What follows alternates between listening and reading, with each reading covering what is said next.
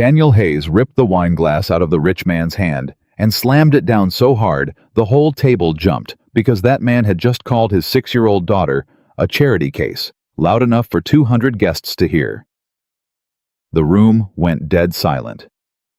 Every millionaire in that hall turned to stare at the single father in the borrowed gray suit.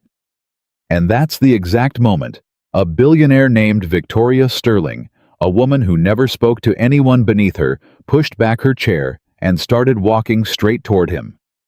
But here's what nobody in that room knew before the night ended. One of these two strangers would hand the other something worth more than every dollar under that roof. Before we start, drop the city you're watching from in the comments, so I can see how far this story travels tonight, and subscribe so you don't miss how it ends. Daniel Hayes had not raised his voice in 3 years. Not once. Not when the bank called about the second mortgage. Not when his boss took credit for a design that had kept him up for 6 straight nights. Not even when he stood at the edge of a grave that swallowed the only woman he had ever loved.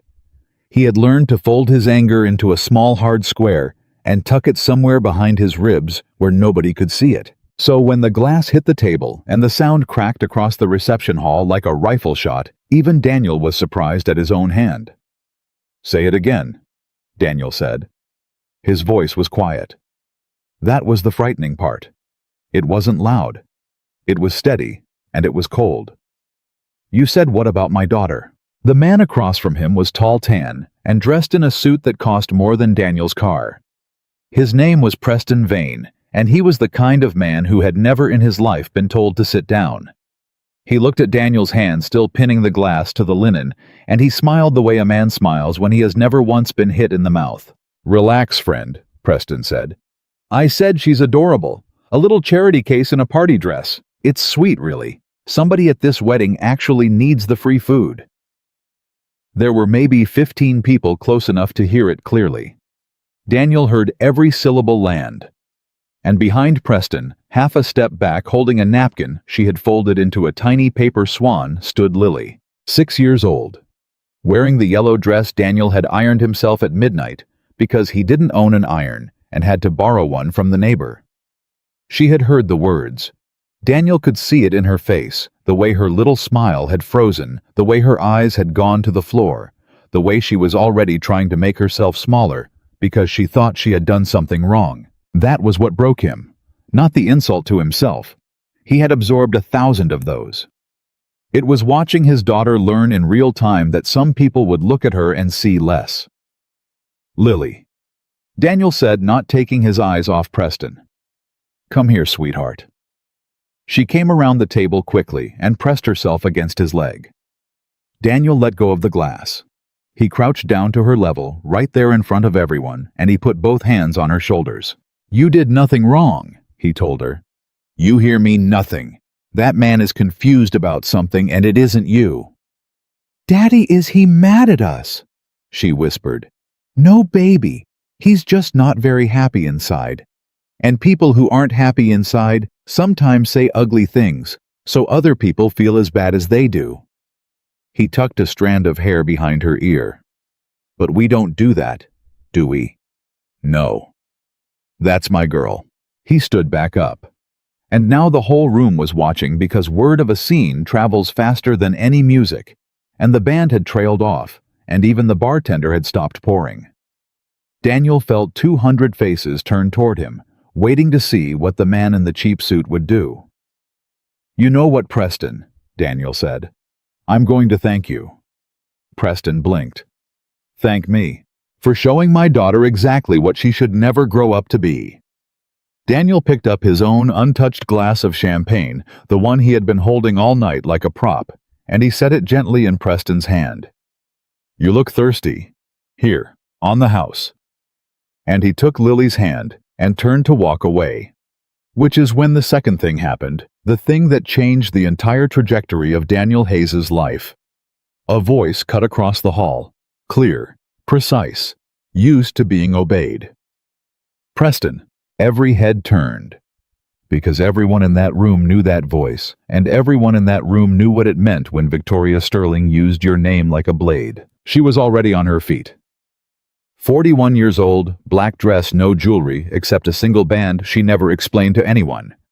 She ran a holding company that touched 3 industries and 11,000 employees, and she had a reputation carefully earned of being impossible to move.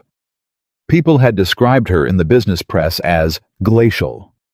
One columnist had famously written that Victoria Sterling had the warmth of a bank vault and the patience of a tax audit. Right now, she was walking straight down the center of the reception hall, past the ice sculpture, past the cake, past 100 people who had spent years trying to get 5 minutes of her attention and never once succeeded. She wasn't walking toward Preston. She was walking toward Daniel. "Miss Sterling." Preston started straightening his jacket, arranging his face into the smile he used on people who could help him. "I didn't realize you're going to leave," Victoria said. She didn't even look at him. She was looking at Lily. "Now. And you're going to do it quietly, because the only thing worse than being cruel to a child at a wedding is being remembered for it. And I have an excellent memory, Preston. Ask anyone whose contract I've reviewed." The color went out of Preston's face. He opened his mouth, closed it. And then, because a man like that always finds a way to protect himself, he laughed, set the champagne glass down, and walked off toward the exit, muttering something nobody could hear. Then Victoria Sterling, the woman who did not talk to people, who left charity galas early, who had once made a senator wait 90 minutes and then rescheduled, crouched down in front of a 6-year-old girl in a borrowed yellow dress. "That," she said to Lily, "is the most beautiful paper swan I have ever seen. Did you make that yourself?" Lily nodded, wide-eyed, still half hidden behind her father's leg. "Would you teach me? I run a very large company and I cannot fold a napkin to save my life. It's embarrassing, honestly." And Lily, who a moment ago had been shrinking into the floor, giggled. Daniel didn't know what to say. For 3 years, his whole existence had been about protecting this little girl from a world that kept taking things away from her. And he had spent that entire time believing he had to do it alone. Because that's what happens when the person who was supposed to help you carry the weight is gone. And now a stranger worth more money than he could imagine, was on her knees on the ballroom floor making his daughter laugh. "Thank you," Daniel managed. "You didn't have to do that." Victoria stood back up, and for a moment they simply looked at each other, and something passed between them that neither of them could have named yet. Recognition, maybe. 2 people who had learned to survive by making themselves invisible, standing in the middle of a crowded room, suddenly seen. "No," Victoria said. "I didn't have to. But I've spent a very long time in rooms full of people like Preston Vane. And I've noticed something." She glanced back toward the exit where he had gone. "The ones who need the most to feel big are usually the ones who feel smallest inside. You said it better than I could have, actually. To your daughter." She paused. "I've never heard anyone explain cruelty to a child so kindly." "She's 6, Daniel said. "She's going to run into a lot worse than that man. I'd rather she learns now that it says more about them than her." Victoria studied him for a long moment, and then she said something that Daniel would remember for the rest of his life, though he didn't know it yet. "Where did you learn to be so calm?" He almost laughed. "I'm not calm, ma'am. I'm just tired." Rewind 6 hours, and Daniel Hayes had not wanted to come at all. The invitation had sat on his kitchen counter for 2 weeks, propped against the salt shaker, and every time he walked past it, he thought about the same thing. Weddings. His brother Michael was getting married on a lakeside estate that Daniel could never afford to rent for a single hour to a woman whose family owned half the marinas in the state. It was going to be beautiful. And that was exactly the problem. "You're not going," Michael had said on the phone 3 weeks earlier. It wasn't a question. Michael knew his brother. "I didn't say that." "You didn't have to. I can hear you not saying it." A pause. "Danny, it's my wedding." "I know it's your wedding." "I want my brother there." Daniel had closed his eyes. "Weddings are hard for me, Mikey. You know that." There was a long silence on the line. Michael was 4 years younger, and for most of their lives Daniel had been the one taking care of him after their father left, after their mother worked herself into an early grave. Daniel had been the one who stayed home from his own senior prom, to make sure Michael got to his baseball games. Michael knew all of this. He knew that his big brother had spent his whole life showing up for other people and almost never for himself. "It's been 3 years, Danny," Michael said finally gently. "Sarah wouldn't want you sitting in that house forever." "Don't," Daniel said. "Don't tell me what Sarah would want." "I'm sorry." "I know. I'm sorry too." Daniel had rubbed his eyes. "I'll think about it." And he would have thought about it right up until the day of the wedding, and then found a reason not to go a headache, a work deadline, Lily coming down with something, except that Lily herself settled it. She had found the invitation. She couldn't read all the words, but she recognized the picture of the 2 swans on the front, and she'd carried it to him while he was washing dishes and held it up. "Daddy, is this the party for Uncle Mikey?" "It is, sweetheart." "Are we going?" "I don't think so, baby." "Why not?" And Daniel had stood there, hands in the dishwater, trying to find a way to explain to a 6-year-old that weddings made him feel like his chest was caving in, that the last wedding he'd been to had been his own, that he could still remember exactly how Sarah looked walking toward him, and how he'd thought with total certainty that they had a whole lifetime ahead of them. "It's grown-up stuff," he'd said instead. Lily had considered this. Then she'd said the thing that Daniel would think about for years afterward. "Dad," she said, "maybe happy things can happen at weddings too, not just sad things." He'd turned off the water, looked at his daughter, 6 years old and already trying to take care of him the way children of grieving parents so often do, and that broke his heart more than anything else, because it was supposed to be the other way around. "Yeah," he'd said, his voice rough. "Maybe they can." So he dug his one good suit out of the closet, a gray one, 3 years old. A little tight in the shoulders now, because grief had made him thin, and then work had made him solid again. He'd ironed Lily's yellow dress at midnight, and he'd driven the 40 minutes out to the estate, telling himself the whole way that he would put in an hour, be seen, be a good brother, and then leave before the dancing started, before the toasts, before all the parts that hurt. He had not planned to speak to a single soul. He had certainly not planned to speak to Victoria Sterling. What Daniel didn't know, what nobody in that hall knew, was that Victoria almost hadn't come either. She was there because the groom's new father-in-law was a man she had done business with for 15 years, and there were relationships you honored, even when you would rather be anywhere else. She had planned to arrive late, stay exactly 90 minutes, congratulate the couple, and leave. She had a car waiting. She had told her assistant she'd be home by 10, because Victoria Sterling did not do well at weddings either. 4 years earlier she had been engaged. His name was James, and he had been the one person alive who saw past the company, and the money, and the reputation. The one person who used to leave her voicemails just to sing badly into the phone to make her laugh in the middle of board meetings. They had been 11 days from their own wedding when a truck ran a red light on Fremont Avenue, and Victoria had gone from being a bride to being a woman who buried the only man who had ever known her real laugh. She had responded to it the only way she knew how. She had gone back to work. She had acquired 2 companies that quarter. She had built the walls higher and thicker and told everyone she was fine. Told the board she was fine. Told the press she was fine until she almost believed it herself. But there were nights always at exactly the wrong moment. A certain song, a certain slant of evening light when the wall came down all at once, and she had to sit very still in the back of a car and wait for it to pass. She had built an empire because it was easier than being alone in a quiet house. She understood that about herself. She was not stupid about her own grief. She just didn't know what to do with it. So when she had walked into that reception hall and scanned the room the way she scanned every room, cataloging threats, allies, exits, she had noticed almost immediately the man standing alone by the far wall. She had noticed him because he was doing the exact thing she did. Present, but not present. Holding a drink, he wasn't drinking. Watching everyone celebrate from behind an invisible pane of glass. She had recognized it instantly, the way you recognize your own reflection in a dark window. And then Preston Vane had opened his mouth, and Victoria had watched the whole thing unfold. and she had watched this stranger crouch down in front of his daughter and choose kindness over rage in front of the entire room, and something in her chest that had been frozen for 4 years had shifted just slightly, just enough. She had not planned to walk over, but some part of her, the part James used to talk to, had stood up before the rest of her had decided anything.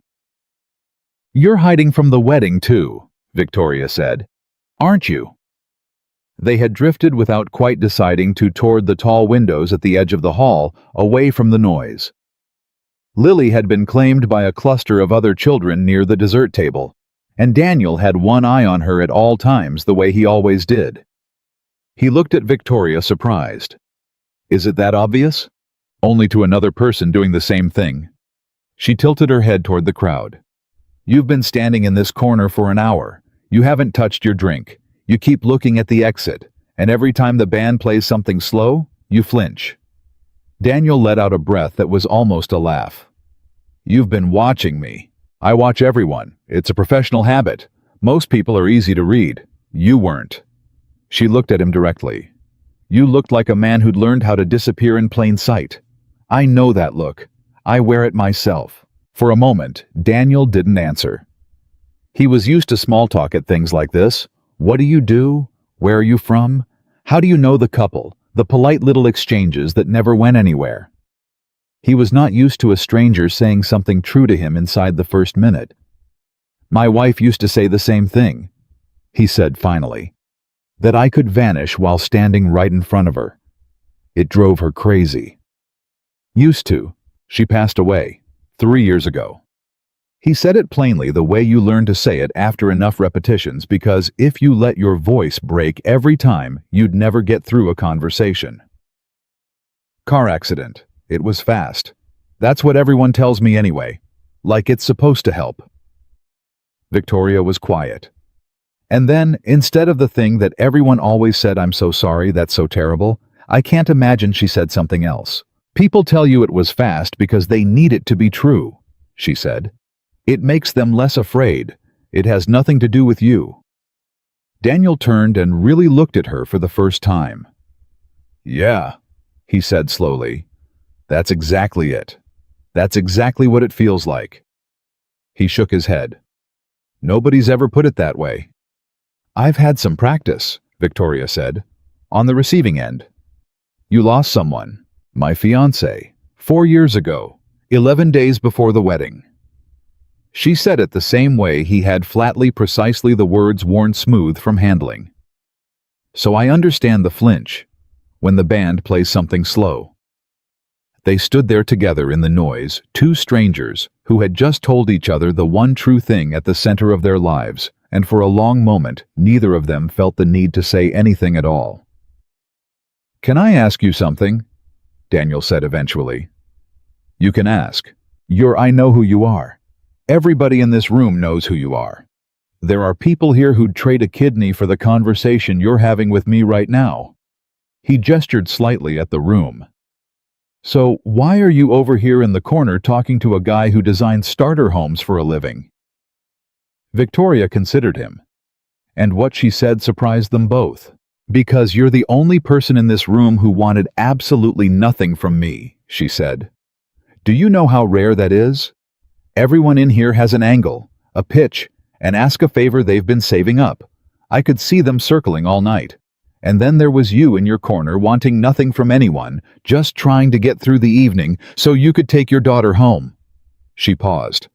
"It was the most restful thing I'd seen in years." "I do want something," Daniel said.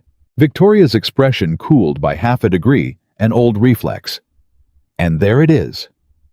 "I want to make it to my car without crying in front of 200 rich strangers," Daniel said. "That's the whole list." And Victoria Sterling, glacial, impossible to impress warmth of a bank vault, Victoria Sterling laughed. A real laugh surprised out of her, the kind she hadn't laughed in longer than she could remember. "That," she said, "is an achievable goal. I can help you with that." Misho. They talked longer than either of them intended. Daniel found out that she had grown up poor. Actually, poor food stamps. Poor a fact she had buried so deeply that the business press invented a whole fictional pedigree for her, and she never bothered to correct it. He found out that she worked 70 hours a week, not because she loved it, but because the alternative was going home. He found out that she remembered the names of the security guards in her building, all 9 of them, and their kids' names too, and that she quietly paid the college tuition of 3 of those kids, and had made them all sign agreements never to tell anyone, including her own board. Why the secret? Daniel asked. Because if people find out you're kind, they line up, she said. And then you can never tell who's real. It's easier to let them all think I'm cold. Cold people get left alone. That sounds lonely. It is, she said simply. But loneliness is quiet, and I can work in the quiet. She found out in return that Daniel had once dreamed of designing real buildings. Museums, libraries, the kind of structures that outlive their architects, and that he'd given it up when Sarah got pregnant, because starter homes paid steadier and he needed steady. She found out that after Sarah died, he had turned down a promotion that would have doubled his salary because it required travel, and there was no one else to pick Lily up from kindergarten. You turned down double your salary, Victoria repeated. I turned down double my salary. Do you know how many people I've met who would sell their own mother for double their salary? Do you have kids? Daniel asked. No. Then you don't know yet. He said it without judgment. When you've got someone that small depending on you, it changes the math. There's no amount of money that's worth her thinking her dad chose a job over her. She already lost one parent. I'm not going to make her feel like she's losing pieces of the other one too. Victoria was quiet for a long moment. And then she said almost to herself, James would have liked you. Your fiancé. He used to tell me I measured everything in the wrong units. Dollars, deadlines, market share. She looked out at the crowd and her voice went somewhere far away. He said I'd built the most successful life he'd ever seen, and I still hadn't figured out what it was for. She turned back to Daniel. You seem to have figured out what yours is for. I didn't figure it out, Daniel said. It was decided for me, in a hospital hallway 3 years ago. He watched Lily across the room spinning in her yellow dress, showing another little girl how to fold a paper swan. Everything I've got left, I already know what it's for. Her. That's the whole answer. It's not complicated when you've got nothing else. You don't have nothing else, Victoria said, and she didn't fully understand why she said it. Daniel looked at her. I mean, she said, recovering the professional distance she wore like armor. You have a career, skills. You're clearly very good at what you do, whether or not you get to build museums. She stopped. That wasn't what she had meant, and they both knew it, and the small, honest thing hung in the air between them. It was Lily who broke it. She came running across the hall, weaving between the tables, and she skidded to a stop in front of them and tugged on Daniel's sleeve. Daddy. Daddy? I made a swan for the nice lady. She held it up. It was lopsided, and one wing was bigger than the other, and it was without question the finest thing in that entire $800,000 wedding. Is she still here? I want to give it to her. She's right here, baby, Daniel said. Lily turned, looked up, and her whole face lit up when she realized the nice lady from before was still there. This is for you, Lily said solemnly, presenting the swan with both hands. So you can practice, so you're not embarrassed anymore at your big company. And Victoria Sterling, who negotiated 9-figure deals without blinking, who had once stared down a hostile takeover with her heart rate never breaking. 60 knelt down on the floor of a wedding hall and took a lopsided paper swan from a 6-year-old girl, and had to look away for a moment because her eyes had gone hot, and she absolutely was not going to cry in front of 200 people. Thank you, she said, and her voice wasn't quite steady, and she didn't try to hide it. I'm going to keep this on my desk, right next to the phone, so every time somebody important calls, I'll see it first. Promise, Lily said. I promise. Pinky promise. Victoria held out her little finger. Pinky promise. Daniel watched the two of them. His daughter and this stranger hooked their fingers together over a paper swan, and something happened inside his chest that he hadn't felt in 3 years. It wasn't hope exactly. He wasn't ready for anything as big as hope. It was smaller and quieter than that. It was the sensation of a door he'd nailed shut a long time ago, moving just slightly on its hinges. The feeling of a wall that had been solid for 3 years developing for the first time the smallest hairline crack. He didn't trust it. He'd learned not to trust good feelings because, in his experience, they were usually the setup for something worse. But he felt it anyway.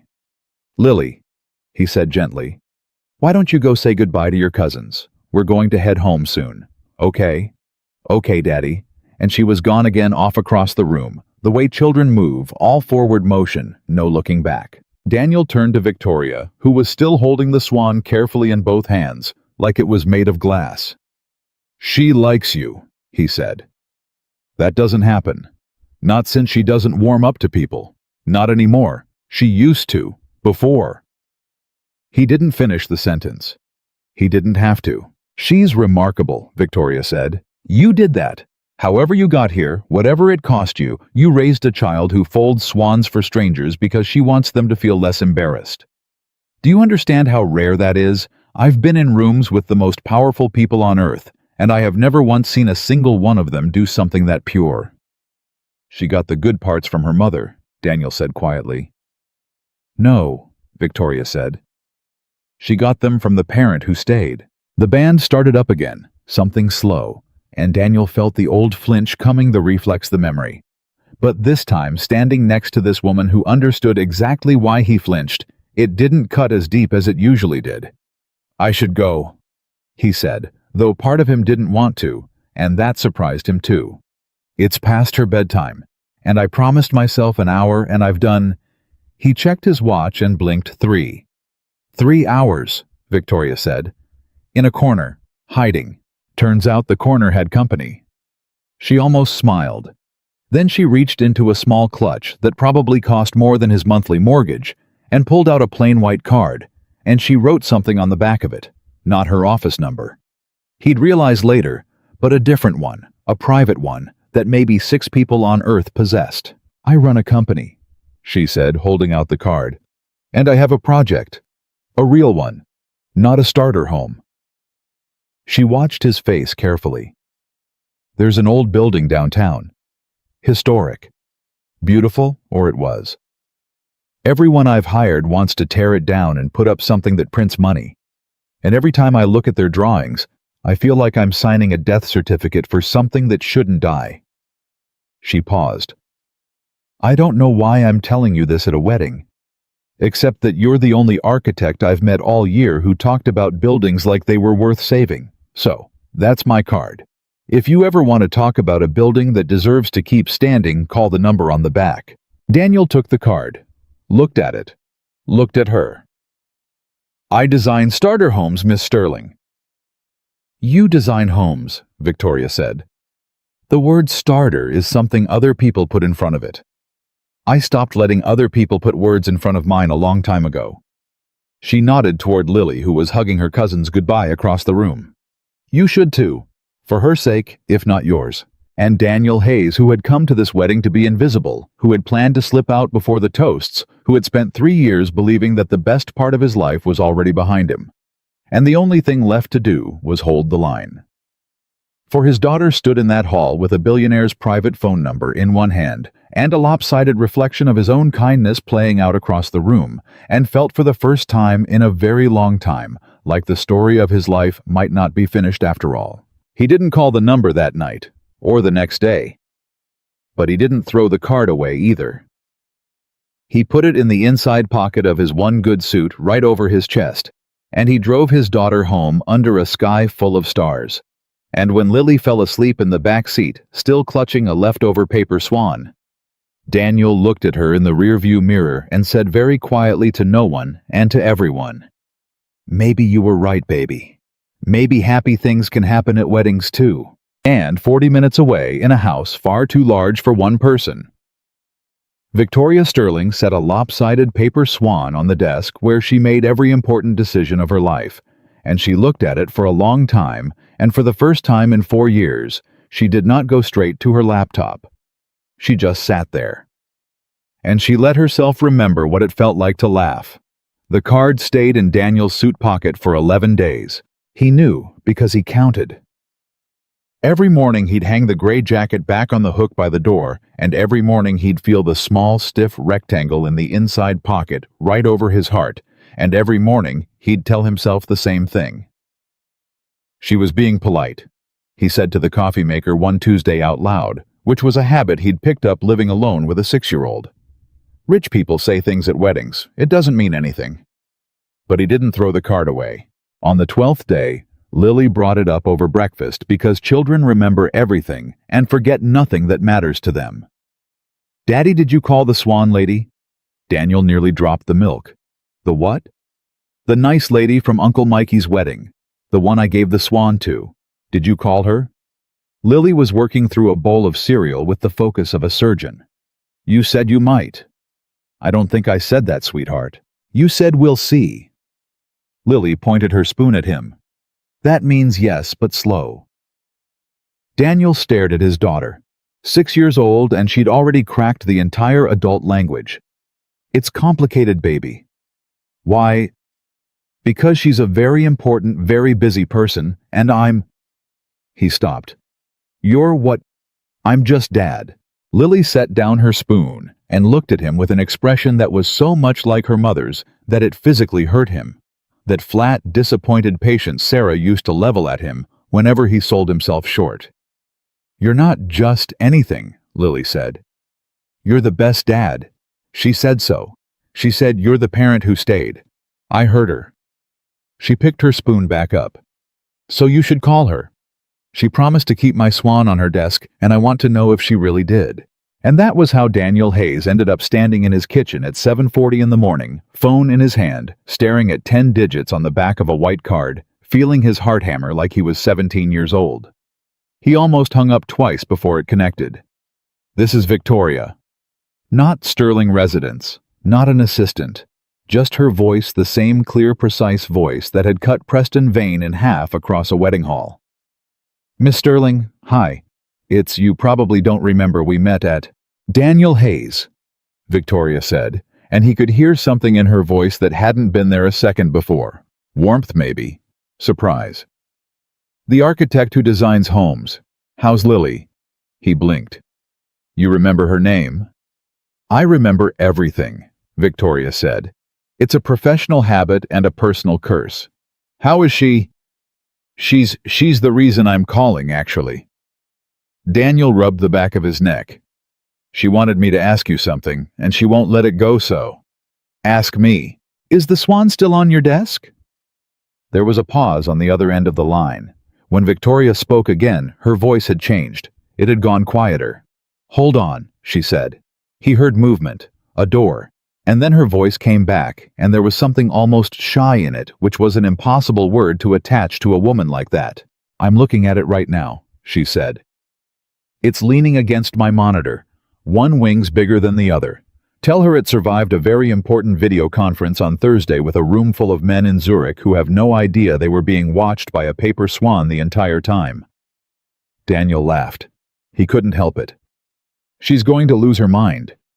"Good. Tell her I keep my promises." A beat. "And Daniel?" "Yeah. The other thing I said at the wedding. The building. That offer wasn't polite conversation. I don't do polite conversation. I don't have the time or the patience for it, ask anyone." He heard her take a breath. "I meant it. Come look at the building, that's all I'm asking. Come look at it and tell me what you see. If you tell me it should come down, I'll believe you. But I need someone to tell me the truth, and everyone I pay to tell me the truth is lying to me because there's more money in the lie."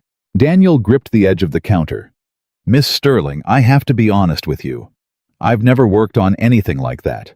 I do subdivisions, 3-bedroom houses. I'm not the guy who saves historic buildings. You've got the wrong... Do you know why every architect I've hired wants to tear it down?" Victoria interrupted. "Because it's cheaper to build new. Because they can't see it," she said. "They walk in and they see a liability, a code problem, a demolition cost. They don't see the building. You told me at that wedding that places carry memories. You said it like it was obvious. Nobody I pay $500,000 a year says things like that." She paused. "I don't need the best architect in the city, Daniel. I've hired 4 of them. I need one who can see. Come look at the building. 1 hour. I'll pay you for your time either way. Bring Lily if you have to. I'll find her something better to do than watch 2 adults argue about load-bearing walls." Daniel closed his eyes. He thought about the second mortgage. He thought about Lily's school shoes already too small. He thought about the promotion he'd turned down, and the museums he'd never build, and the way he'd folded up his own dreams and put them in a drawer 3 years ago, and told himself he'd stopped needing them. "When?" he said.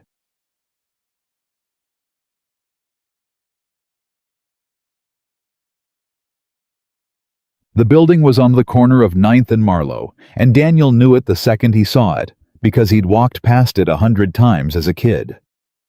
"The Ardmore," he said, standing on the sidewalk looking up. "This is the Ardmore. You know it." Victoria was beside him in a coat that probably cost more than his car, looking entirely out of place on the cracked downtown sidewalk and entirely unbothered by it. "Everybody who grew up around here knows it. My grandmother used to take me to the tea room on the 3rd floor when I was little. It closed when I was, I don't know, 9, 10.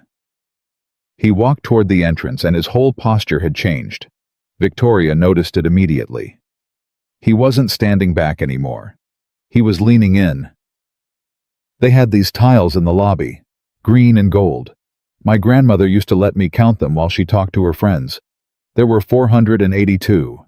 "You counted the tiles." I was 9 and bored. He reached the door and put his hand flat against the old brass. "Are they still in there? The tiles?" "I don't know," Victoria said. "I've been in this building exactly twice, and both times I had a lawyer on one side and an engineer on the other, telling me what it would cost to knock it down." Daniel turned to look at her. "You own it, and you've never actually looked at it. I own 41 buildings, Daniel. I don't have a personal relationship with all of them." But even as she said it, something flickered across her face like she'd heard how it sounded. "I bought it as part of a portfolio. The plan was always to redevelop the corner. It's prime real estate.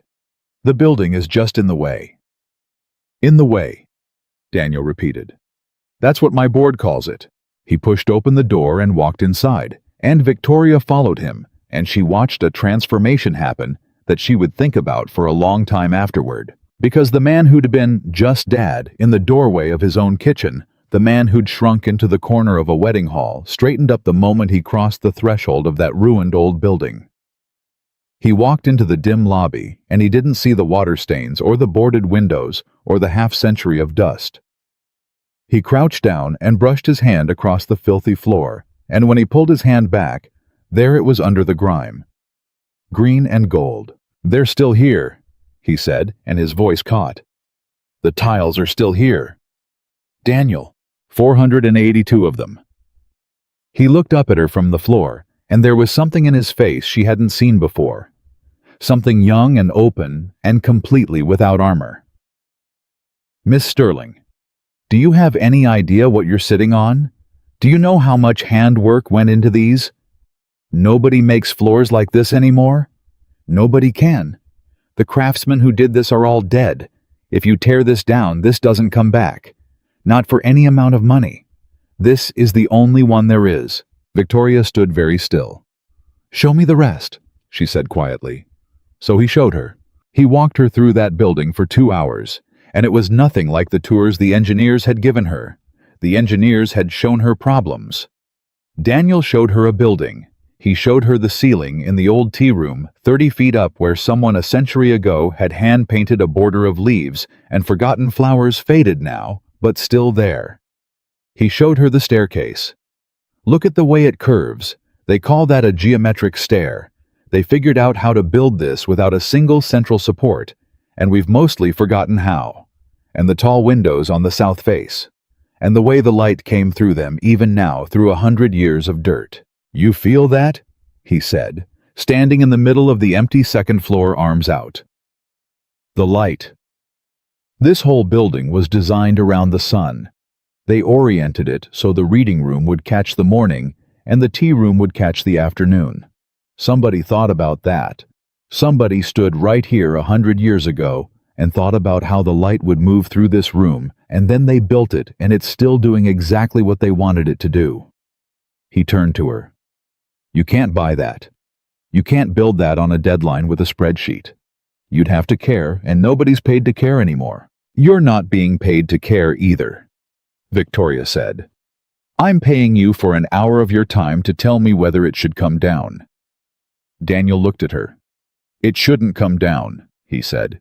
But you already knew that, or you wouldn't have hunted down a starter home architect at a wedding and put your private number on the back of a card.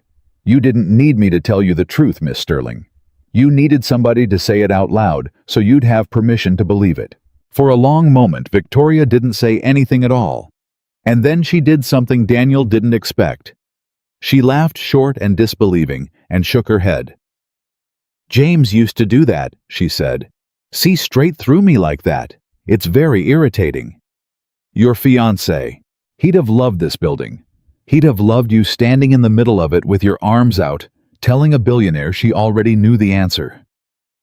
She walked to one of the tall windows and looked out through the grime at the street below. I have a board meeting in 9 days. On the agenda is a vote to approve the demolition and break ground on a 40-story mixed-use tower. The projections on that tower are extraordinary. It would be financially the best decision I've made in 3 years.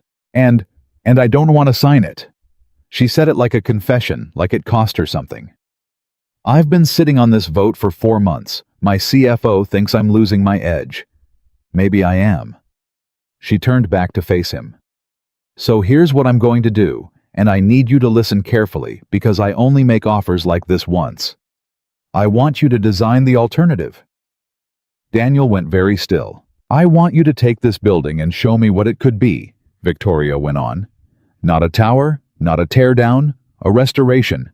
Something that saves the tiles and the staircase and the light and turns it into something that actually works, that people can use, that makes enough money to justify itself so my board doesn't have me committed.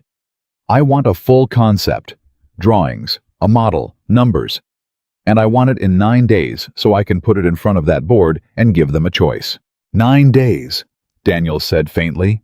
I'll pay you, properly, whatever your firm charges times 10, and you'll bill me directly, not through them, because I want you, not your firm. She named a number, then casually, the way she might mention the weather, and Daniel had to put his hand on the windowsill, because it was more money than he'd made in the last 2 years combined. Miss Sterling, Victoria. Victoria, I can't. I have a job. I have a boss. I can't just take a leave, or quit, or do it nights and weekends. I don't care how you get it done. I care that it gets done. She crossed the room and stood in front of him. You told me at the wedding that you gave up designing real buildings when Lily came along. Museums, libraries, the things that outlive you. Her voice softened. This building has stood for 100 years, Daniel. If you save it, it'll stand for 100 more. Your name will be on it.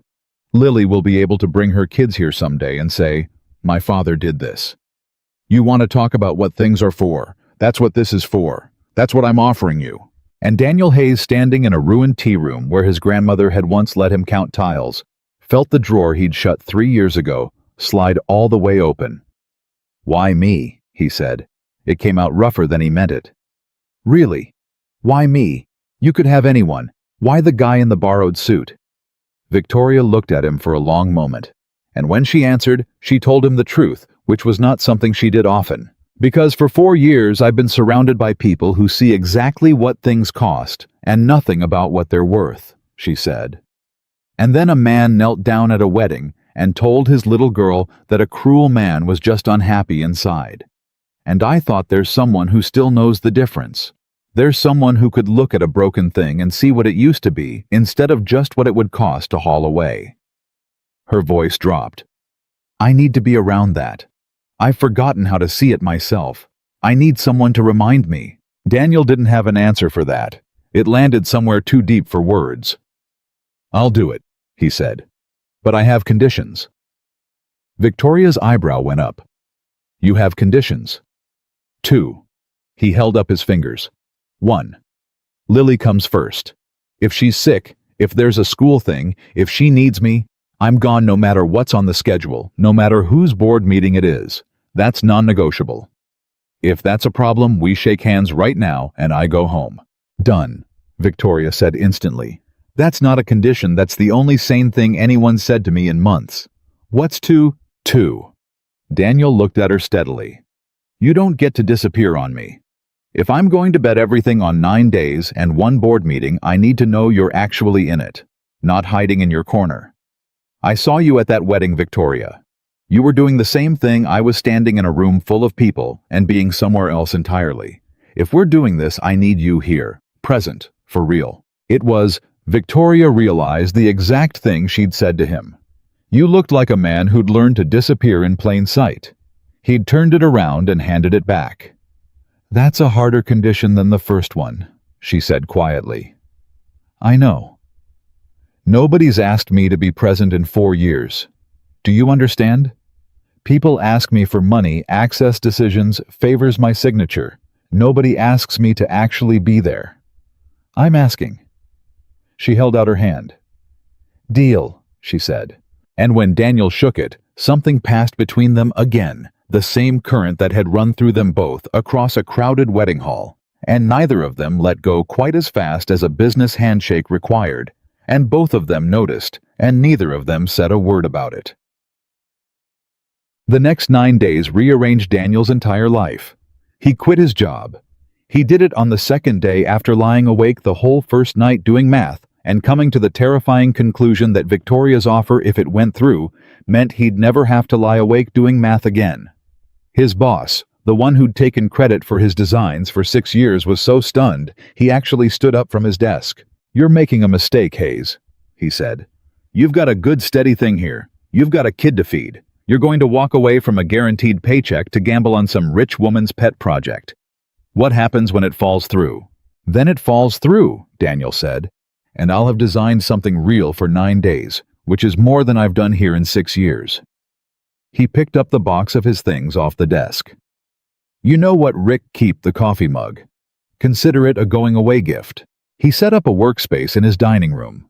He covered the table in tracing paper, and the walls in printouts and photographs of the Ardmore, and he worked after Lily went to bed until 2, 3, 4 in the morning, and then got up at 6:30 to make her breakfast and take her to school, running on coffee, and something he hadn't felt in years, which was the electric current of doing work that mattered.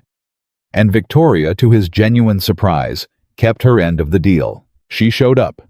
Not through an assistant, not by phone, she showed up. She came to the dining room on the 3rd night still in her work clothes, and she looked at the drawings spread across his table, and she asked real questions. And when Lily padded out in her pajamas because she'd heard voices, Victoria didn't wave her away. Is that my swan? Lily said, pointing at the drawings, because there in the corner of the main concept sketch, tiny tucked into a rendering of the restored lobby, Daniel had drawn a small paper swan on a reception desk.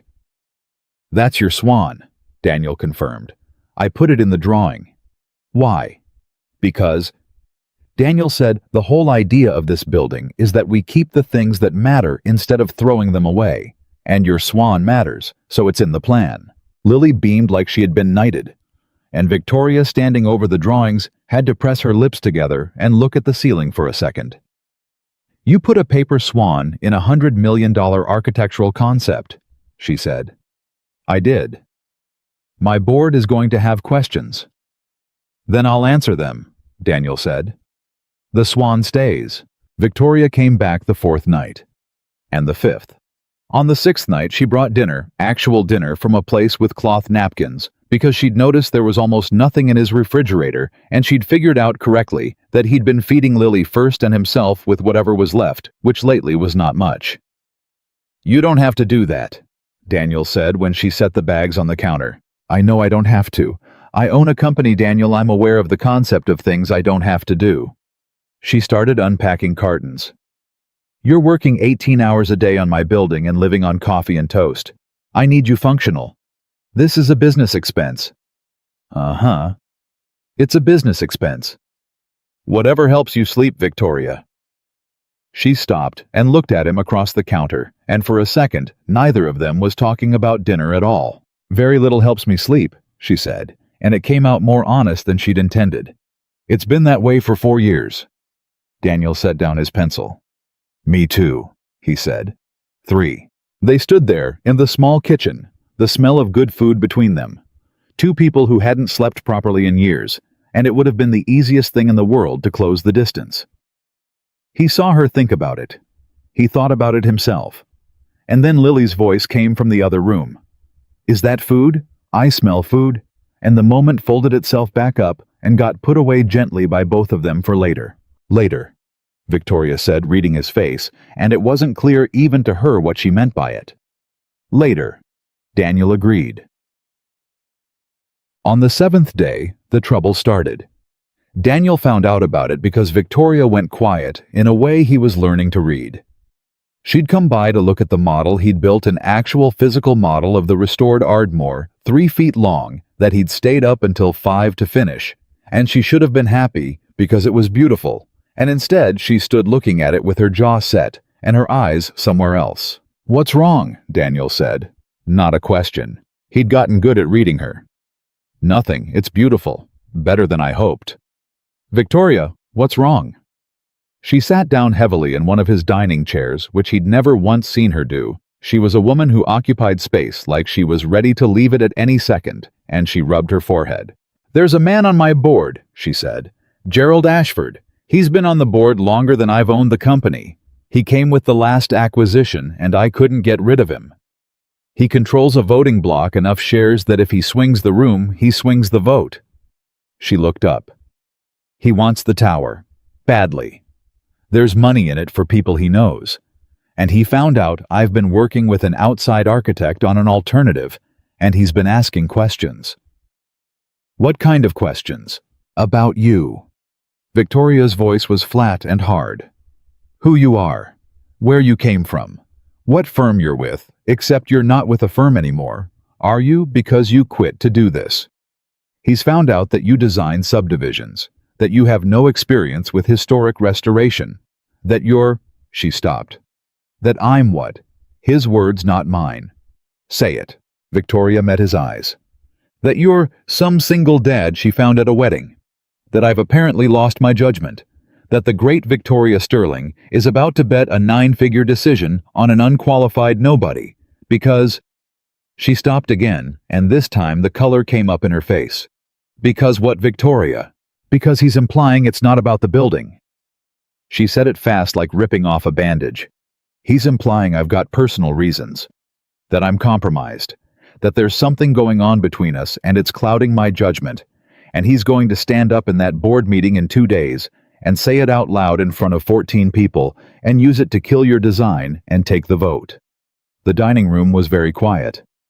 Is there, Daniel said. Is there what? Something going on between us. And there it was, finally out loud, sitting in the middle of the room, where neither of them could pretend not to see it. Victoria stood up. She walked to the model, the beautiful model of the building he'd stayed up all night to save, and she put one finger very gently on the tiny paper swan he'd built into the lobby. I don't know, she said, and it might have been the most vulnerable thing she'd said to anyone in 4 years. I know that this is the first time in 4 years I haven't dreaded going home because I keep finding reasons to come here instead. I know that your daughter drew me a swan, and I keep it on the desk where I make every decision worth millions of dollars, and I look at it more than I look at any of them. I know that when Gerald Ashford stood in my office today and called you some single dad, I wanted to fire him on the spot, and I've never wanted to fire anyone over a person before in my life. She turned to face him. So, no, I don't know if there's something going on between us. But I know that Gerald Ashford isn't entirely wrong, and that terrifies me, because if he's right, then he can use it to burn down the one true thing I've built in 4 years, which is standing in this dining room right now. Daniel crossed the room to her, slowly. And he stopped closer than business, and he looked down at her. Then let him try, Daniel said quietly.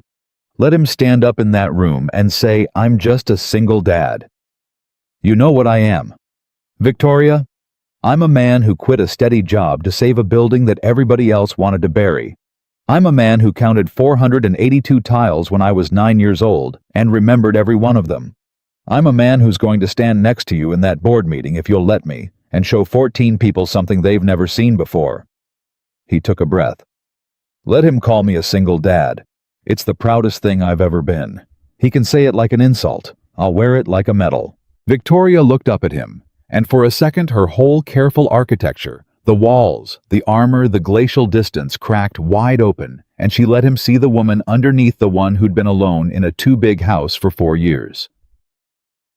You'd come to the board meeting, she said. You'd stand in front of Gerald Ashford and 14 shareholders and defend a building nobody but you believes in. I'd stand in front of anybody, Daniel said, for something worth saving. And they both knew standing there that he wasn't only talking about the building. From the other room, small and sleepy, came Lily's voice. Daddy, is the Swan lady staying for a bedtime story? Daniel didn't take his eyes off Victoria. Are you? He asked. Staying. And Victoria Sterling, who had a car waiting and a board briefing to prep and a war to fight in 48 hours and every reason in the world to walk out the door and go back to being the untouchable woman the world thought she was, set down her keys on Daniel's kitchen counter. Yeah, she said, and her voice wasn't quite steady. I'm staying. And she walked into a little girl's room to hear a bedtime story, and Daniel stood in his kitchen and watched her go, and understood that in 2 days everything he'd rebuilt could be taken from him by a man who'd already decided he was nothing, and that he was going to fight for it anyway. The bedtime story lasted 20 minutes, and when Victoria came back out of Lily's room, she was different, and Daniel saw it immediately. She fell asleep before the end, Victoria said. She stood in the doorway, and her hand was still on the frame, like she wasn't sure she was allowed to come all the way back into the room. She made me promise to tell her how it ended tomorrow. I told her the frog turned back into a prince, and she said that was obvious and fell asleep anyway. That's her review of most things, Daniel said. Obvious. She's a tough critic. She held my hand. Daniel looked up from the model. While I read, Victoria said. Her voice had gone strange. She just reached over and held my hand, like it was nothing, like people do that. She looked at her own hand like it belonged to someone else. Nobody's held my hand in 4 years, Daniel. I negotiate billion-dollar deals. I fire people. I've had grown men cry in my office. And your 6-year-old just reached over and held my hand while I read her a story about a frog and She stopped. Her jaw worked. I had to keep reading. I couldn't let my voice do the thing it wanted to do. Daniel set down his pencil. Come here, he said quietly. Daniel, I'm not going to do anything. Come here. She came. And he didn't take her hand, and he didn't close the distance the way part of both of them wanted, because Gerald Ashford's accusation was sitting in the room like a live wire, and they both knew it. He just stood close to her, and he said the thing she needed to hear. That's what it's supposed to feel like, he said. That's not weakness, Victoria. That's the thing all the money is supposed to buy and never does. A kid holding your hand because she trusts you. That's the whole game. Everything else is just noise to fill up the quiet. Victoria closed her eyes. He's going to use her, she said. Ashford. He's going to stand up in that boardroom and say I've gotten sentimental. That I've let a single father and his little girl cloud a 9-figure business decision. And the worst part, Daniel, the part that's keeping me up, she opened her eyes, is that he might be right.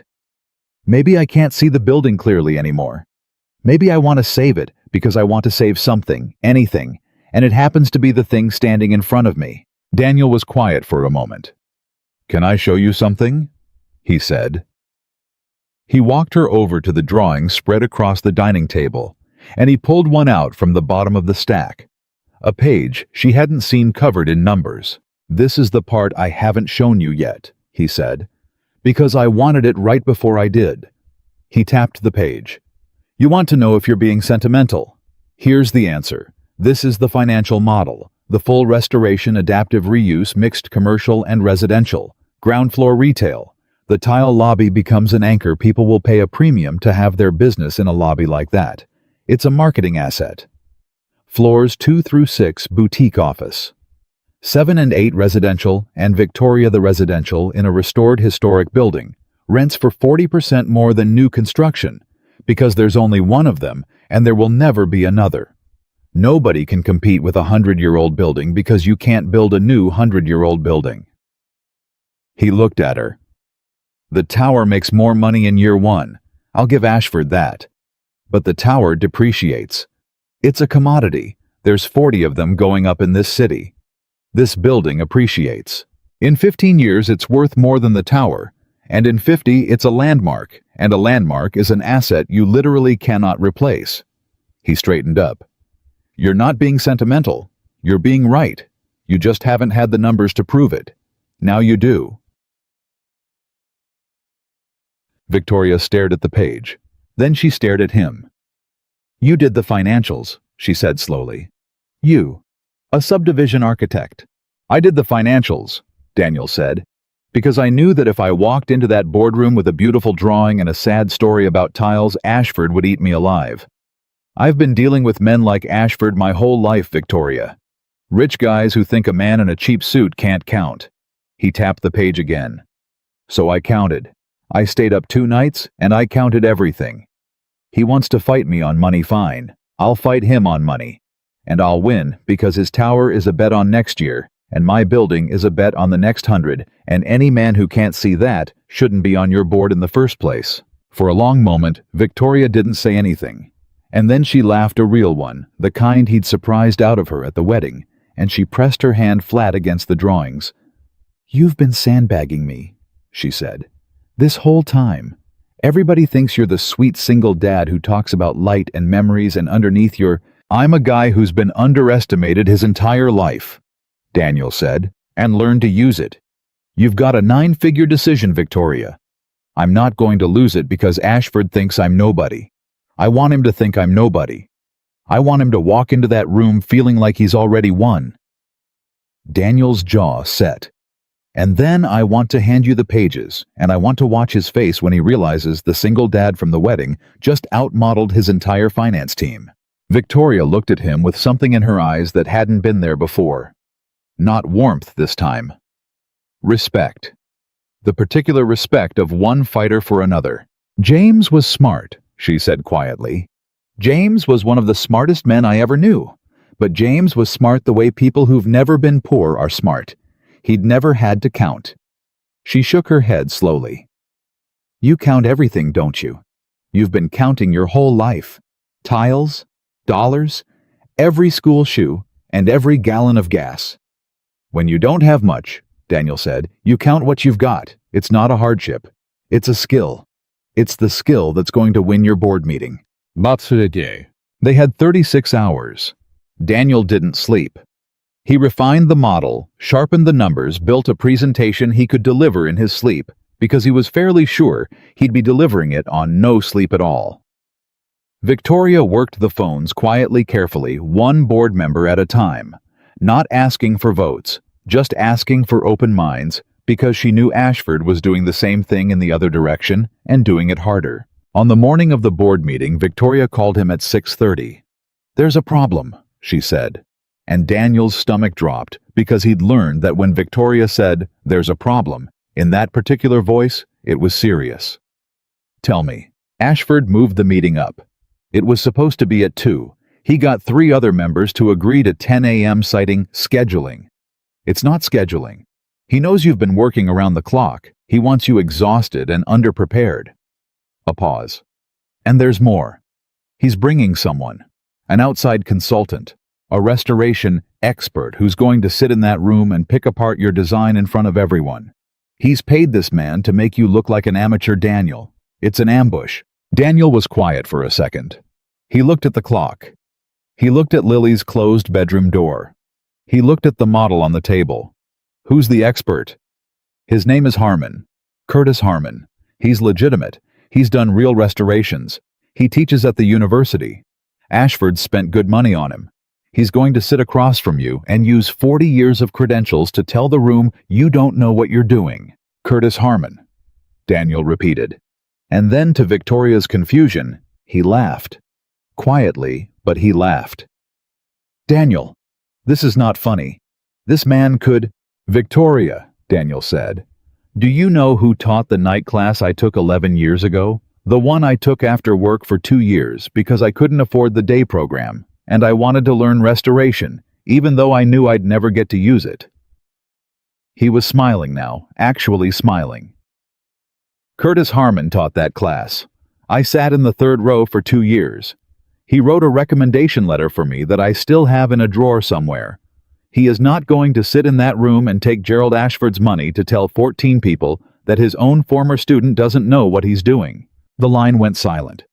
You know him, Victoria said. He gave me a B+ and told me it was the highest grade he'd given in 6 years. He said— Daniel's voice caught just slightly. He said I had the eye. That's the word he used. He said the eye can't be taught, and I had it, and it was a shame I'd probably never get to use it because guys like me don't get the chance. Daniel looked at the model. Well, I got the chance, and Ashford just walked his own trap in and hired the one man in the city who told me I could do this. You have to be sure, Victoria said. If you're wrong about him, if he's changed, if the money's enough— He's not going to change for Gerald Ashford's money, Daniel said. I sat in that man's class for 2 years. You know what he told us on the first night? He said, they'll offer you money your whole career to tear down beautiful things and put up profitable ones. And most of you will take it because you have families and mortgages. But the ones who don't, the ones who hold the line even once, those are the ones who leave something behind. Daniel picked up his keys. He's not going to help Ashford knock down the Ardmore. He's going to walk into that room ready to bury me, and then he's going to see my drawings. He looked at the door. Get Lily's babysitter. I'm coming to that meeting. The boardroom was on the 42nd floor, all glass and steel, the kind of room designed to make a man in a gray suit feel small. Daniel felt it working on him the second he stepped off the elevator. 14 people around a table the size of his entire dining room. Gerald Ashford at the far end, silver-haired, expensive, radiating the calm of a man who has already counted the votes. And beside Ashford, a lean older man with reading glasses pushed up on his forehead and a leather portfolio in front of him. Curtis Harmon looked up when Daniel walked in. And Daniel watched it happen, watched the moment of blank professional politeness, and then the double take, and then the recognition, and then something Daniel hadn't dared hope for. Curtis Harmon's face broke into a slow private smile. Well, I'll be damned, Harmon said quietly, mostly to himself. Mr. Harmon, Ashford said, misreading it entirely.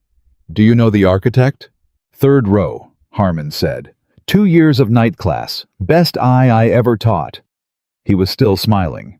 Gerald, you didn't tell me the architect was Daniel Hayes. Ashford's calm flickered just for a second.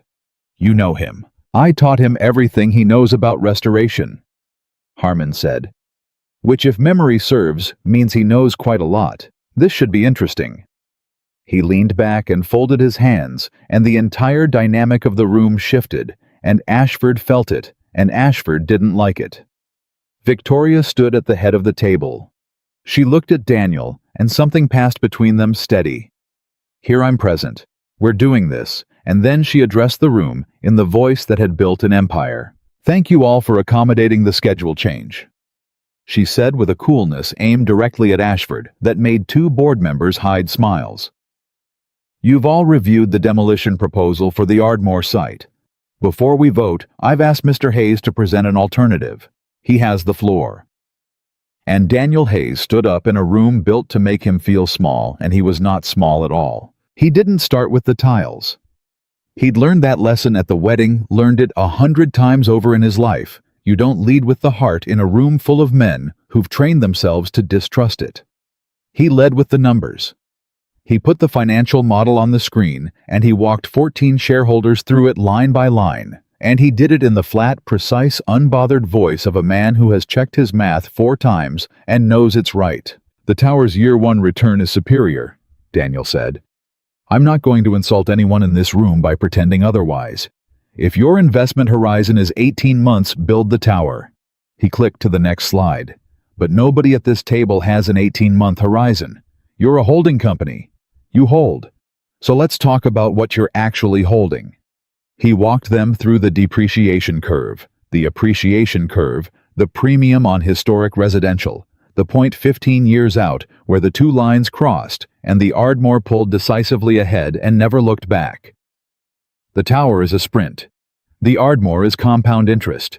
And I've never met a wealthy person who got that way betting against compound interest. Two of the board members were nodding. Ashford saw them nodding. This is very creative, Ashford said, cutting in smoothly, for a residential architect.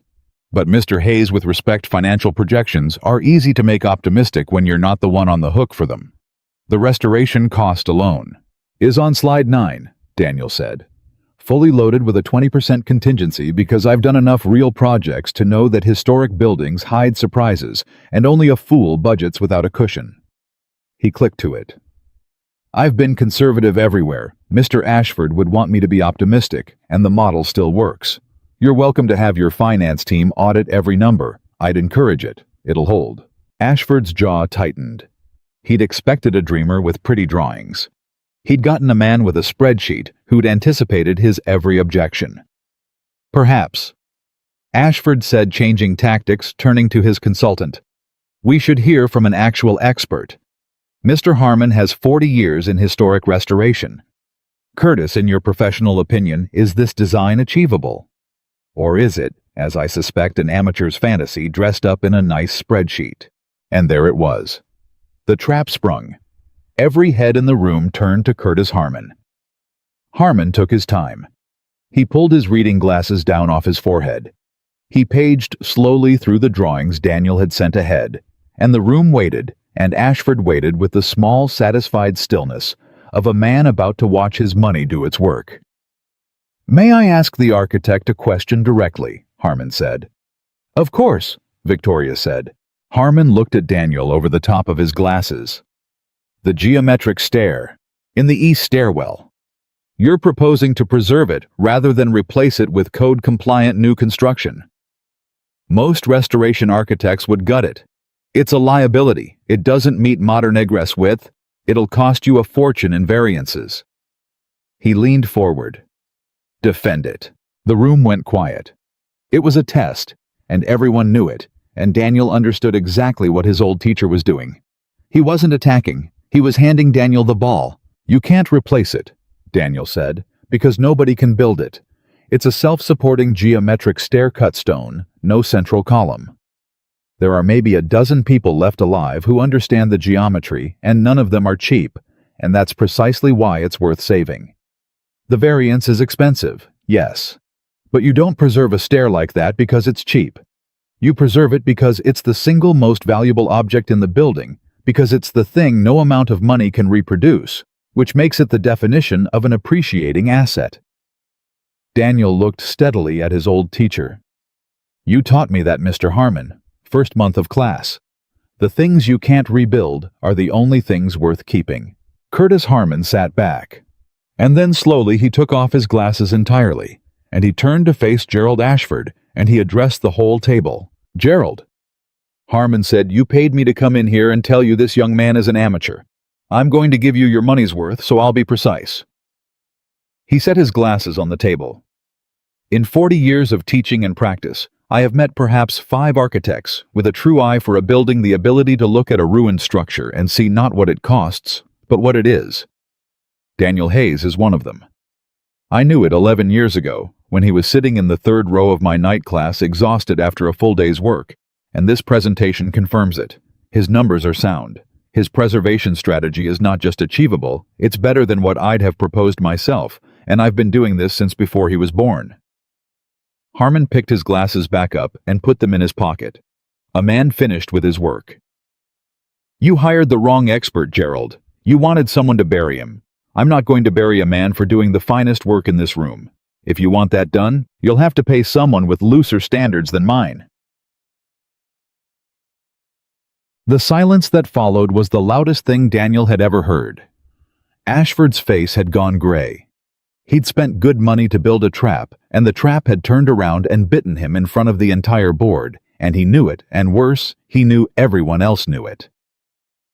But Gerald Ashford had not gotten where he was by losing gracefully. "Fine," he said, and his voice had dropped all its silk. "Fine. Let's dispense with the theater. The design is competent. I'll concede the design." He stood up, and now he was looking not at Daniel, but at Victoria, and Daniel understood that the real attack had only just begun. But this vote was never really about the design, was it, Victoria? Let's be honest with the room, since we're being honest. Let's talk about why the CEO of this company spent 4 months refusing to sign a demolition order that would make us all a great deal of money. Let's talk about why she personally recruited an unknown residential architect from a wedding, I'm told, and has apparently been spending her evenings at his home. The room went very still. Daniel felt it, the temperature change, 14 people suddenly recalculating. "Careful," Victoria said. Her voice was ice. "I'm being very careful," Ashford said. "I'm being careful to protect this company from a CEO whose judgment has been compromised by a personal entanglement she won't disclose. That's my fiduciary duty, so let me ask you directly in front of the board you answer to." He leaned forward, both hands on the table. "Is your relationship with Mr. Hayes strictly professional, or has the great Victoria Sterling let a hard luck story and a cute kid cloud a 9-figure decision that affects every shareholder in this room?" And there it was. The thing he'd been building toward. He'd lost the design fight, so he'd change the war. If he couldn't kill the building on the merits, he'd kill it by killing her credibility, by making the whole room look at Victoria and see not a brilliant CEO, but a lonely woman who'd fallen for the wrong man and lost her edge. Daniel started to stand up to say something to take the hit for her to tell the room it was all his doing, but Victoria put a hand on his shoulder and pressed him gently back down. "I've got this," she said quietly. Just to him. And then Victoria Sterling stood up straight, and she looked Gerald Ashford dead in the eye, and she did the last thing in the world he expected. She told the truth. "You want to know if it's personal?" she said. Her voice was clear, and it carried to every corner of that room. "I'll tell you. Yes, it's personal." A ripple went through the board. Ashford blinked, thrown. He'd expected denial, and denial was what he'd built his trap to catch. "But not the way you're hoping, Gerald, so let me finish before you start measuring the drapes in my office."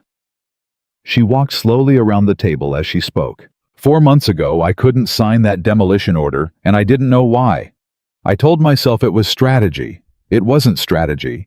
It was that every time I looked at the drawings for that tower, I felt like I was signing off on something I'd regret, and I couldn't articulate why, and it was making me crazy.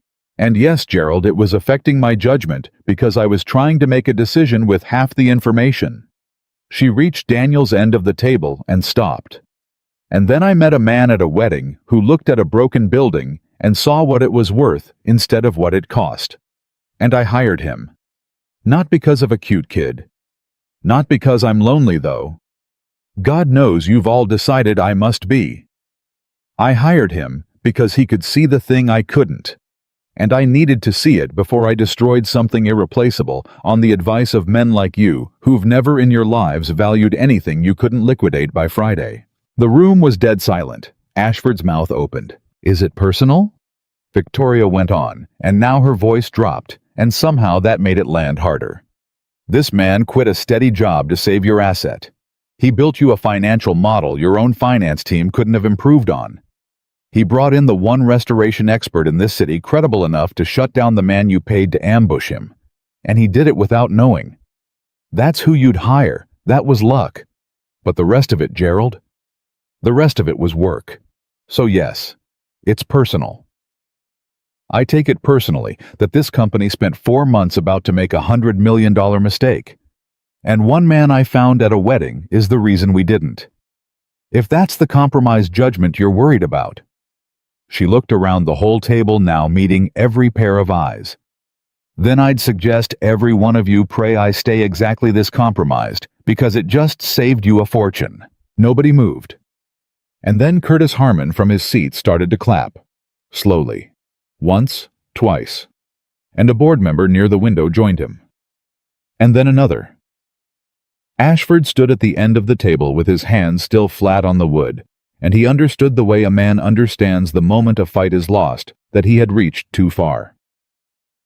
He'd tried to turn her honesty into a weakness, and she'd stood up and turned it into the most compelling argument in the room. "I call the vote," Ashford said, because it was the only move he had left, and he said it like a man hoping the numbers he'd counted the night before would still hold.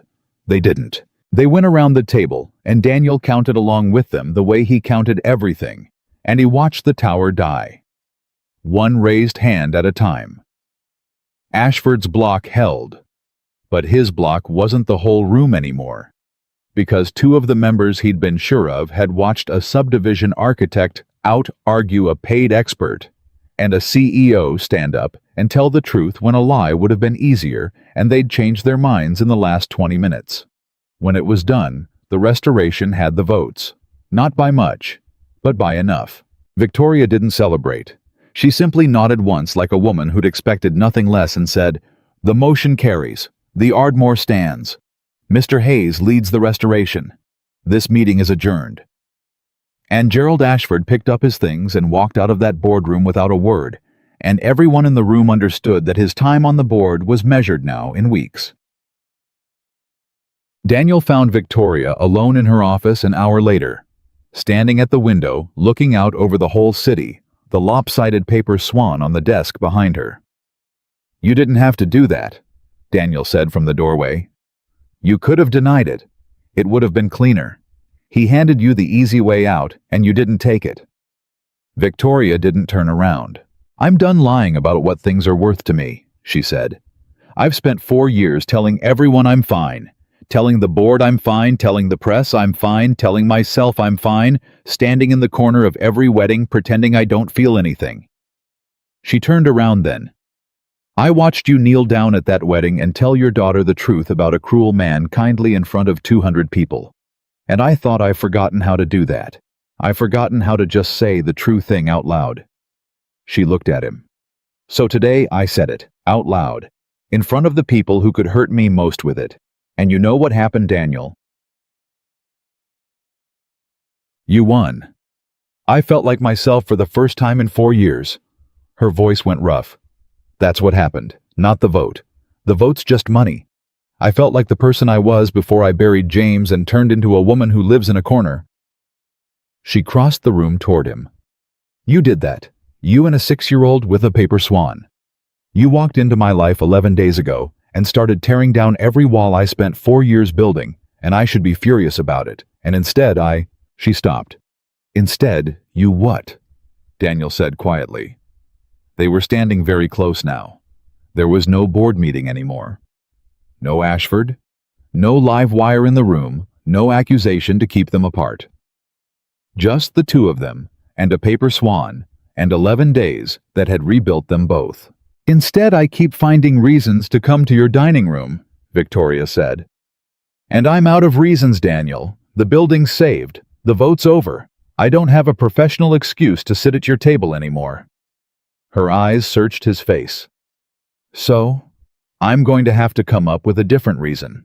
And I'm terrified of what that reason is because the last time I let myself have a reason like that, I lost him 11 days before the wedding, and I don't think I'd survive it twice." Daniel reached up slowly, and he put his hand against the side of her face, and she let him, and she leaned into it, and 4 years of carefully built distance came down all at once. "Here's what I know," Daniel said. "I know I lost Sarah, and I thought that was the end of my story. I know I decided the best part of my life was already over, and the only thing left was to hold the line for Lily. I know I came to that wedding to be invisible." His thumb moved gently against her cheek. "And then a woman I was sure would never even look at me walked across a whole room to stand up for my daughter. And I've spent 11 days feeling something I swore I'd never feel again, and being scared out of my mind about it, same as you." He took a breath. "I can't promise you nothing bad will ever happen, Victoria. Nobody can promise that. You know that better than anyone. But I can promise you, I'll show up. Every day. That's the only thing I've ever been good at. Showing up.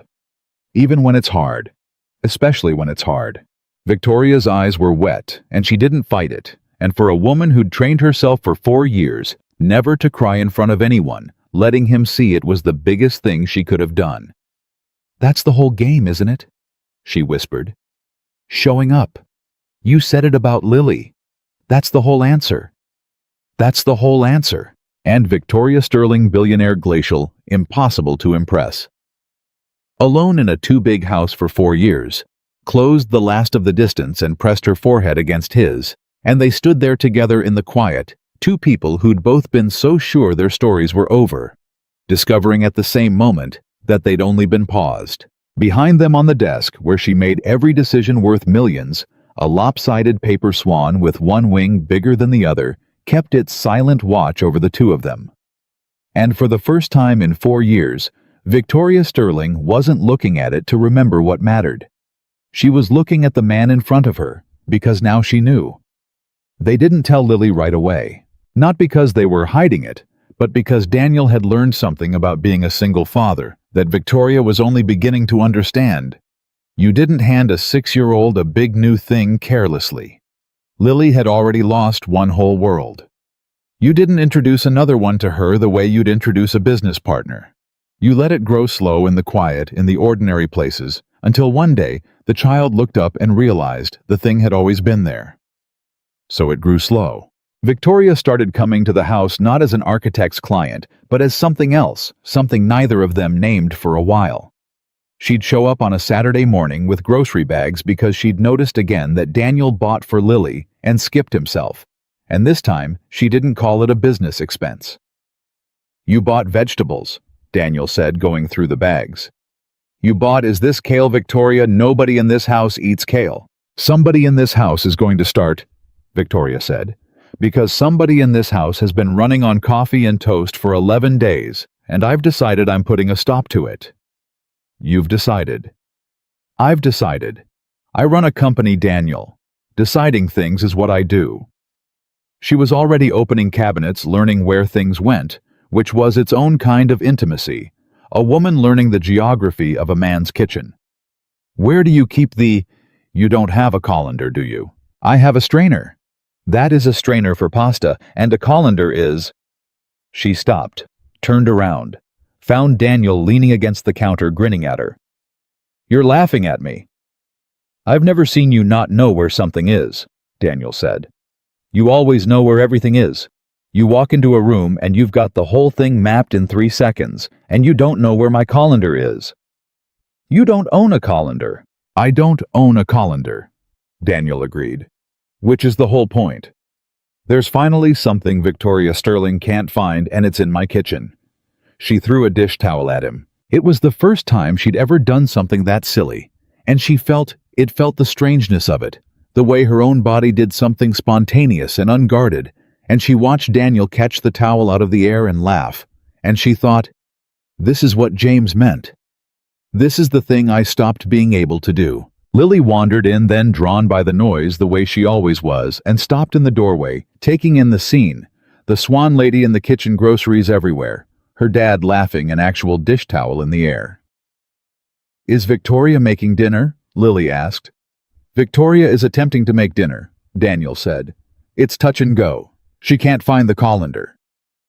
"We don't have a colander," Lily said. "We have a strainer. It's the blue thing." Victoria pointed at Lily. "Thank you. See, someone in this house is competent."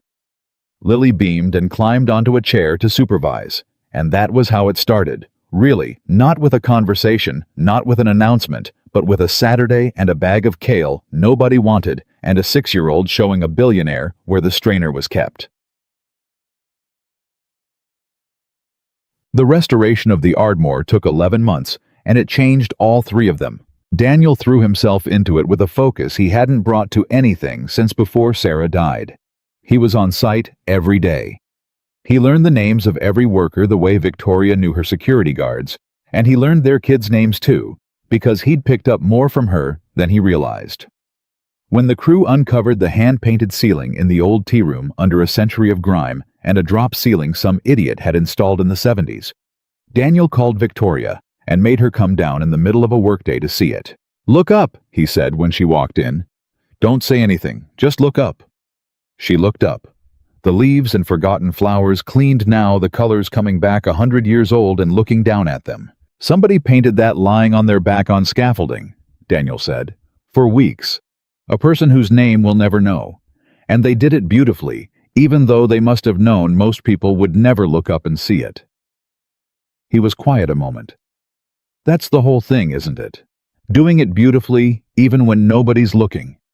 Even when there's no reason to, except that it's the right way to do it. Victoria looked at the ceiling, and then she looked at him, and she said something she'd been circling for weeks. I want you to meet someone, she said. Or I want to tell you about someone. James. Daniel went still. You've never asked me about him. Everybody asks. The board, the press, my sister. Everybody wants the story, the tragic engagement 11 days before. You never once asked. It's yours to tell, Daniel said. Not mine to ask for. He'd have loved this ceiling, Victoria said, looking up again. He'd have loved that a stranger painted it 100 years ago for people who'd never look up. That was exactly the kind of thing that made him crazy about me. He used to say I was so busy building things that pay off, that I'd forgotten there were things worth doing that don't pay off at all. Her voice was steady, but only barely. I loved him, Daniel. I want you to know that. I'm not going to pretend I didn't, and I'm not going to pretend I've stopped because I don't think you stop. Do you? You don't stop loving Sarah. No, Daniel said quietly. You don't stop. So I need to know that's okay, Victoria said, and there was a real fear underneath it. Because I don't know how to do this any other way. I can't pretend James didn't happen, and I don't want you to pretend Sarah didn't. And most people can't handle that. Most people want to be the only one.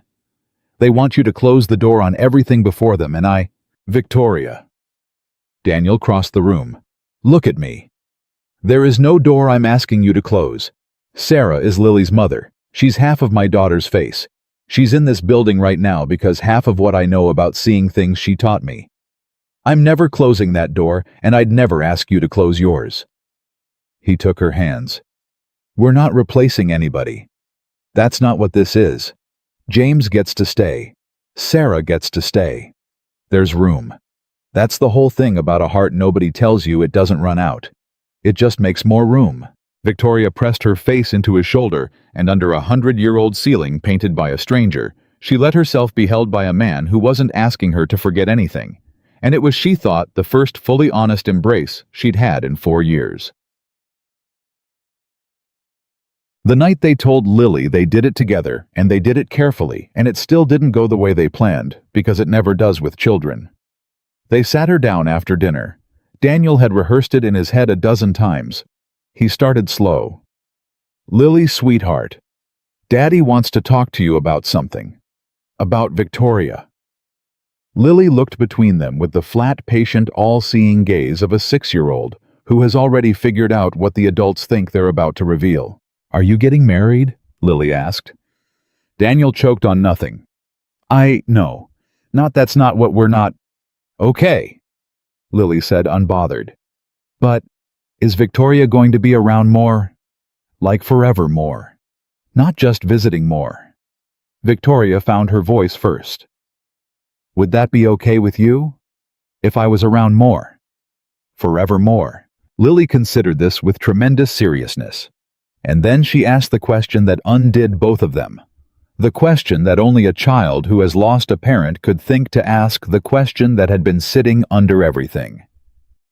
Are you going to try to be my mom? The room went very quiet. Daniel started to speak, but Victoria touched his arm, and she got down on the floor in front of Lily the way she had at the wedding, eye to eye. And she answered the little girl honestly, because she'd made a decision months ago never to lie to this child. No, Victoria said gently. I'm not going to try to be your mom. You already have a mom. Her name was Sarah, and she loved you more than anything in the whole world, and nobody is ever going to take her place, and I would never, ever try. She took a breath. Your mom is a spot in your heart that's just for her. That spot is hers forever. I'm not going to touch it. Lily's lip trembled. Then what are you going to be? I don't know yet, Victoria said. I think that's up to you, actually. I think you get to decide. But here's what I know, I'll be no matter what you call it. She took Lily's small hands in hers. I'll be someone who shows up. Someone who's there when you get out of school, and there for the bad dreams, and there for the school projects that are due tomorrow that you forgot to mention until bedtime. I'll be another person who loves you, that's all. Not instead of anybody. Just one more. Because you can never have too many people who love you. That's the one thing there's no limit on. Lily was quiet for a long moment, and then in the way children do, she reached the center of the entire thing in a single sentence. You held my hand, Lily said. When you read me the frog story, you held my hand the whole time. I did, Victoria whispered. My mom used to hold my hand. Lily's eyes were wet now. I'm starting to not remember it. What it felt like. And when you held my hand, it felt like... She stopped, 6 years old, and reaching for something too big for her words. It felt like remembering. And Victoria Sterling, who had negotiated billion-dollar deals without her heart rate breaking, 60, broke completely right there on the floor of Daniel's living room and pulled the little girl into her arms, and Lily let her and Daniel stood over the two of them with his hand pressed over his mouth, and none of them said anything for a long time, because there was nothing left that needed saying. It wasn't a fairy tale. Daniel had promised her that once, and it turned out to be true. There were hard days. There were days when Victoria's old reflexes kicked in, and she disappeared into work for 70 hours, and Daniel had to sit her down and remind her of the second condition, the one from the very beginning: you don't get to disappear on me, and she'd fight it because 4 years of habit doesn't dissolve in a few months, and then she'd hear herself and stop and come home. There were days when Daniel's grief ambushed him out of nowhere. A song, a smell the anniversary, and he'd go quiet and far away, and it was Victoria who learned to recognize the flinch and not take it personally, because she had one just like it. They were in the end uniquely equipped to love each other, precisely because they'd both already been broken in the same place. Neither of them needed the other to explain the grief.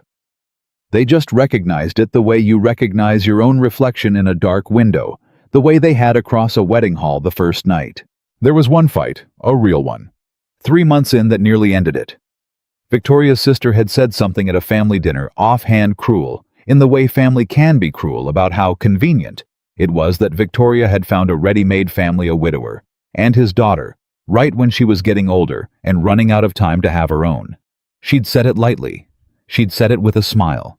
And she'd planted a poison in Victoria that grew all the way home in the car. Is that what this is? Victoria said in Daniel's kitchen, and her voice had gone back to the ice he hadn't heard in months. Am I convenient? A rich woman with no kids of her own playing house with somebody else's family? Because it's easier than starting from scratch. Daniel put down the dish he was drying. You want to have that fight, he said. Fine, let's have it. Say the rest of it. Say what you're really asking. I'm asking if I'm a placeholder, Victoria said, and her voice cracked. For the family you lost. If I'm just the woman who fills the empty chair.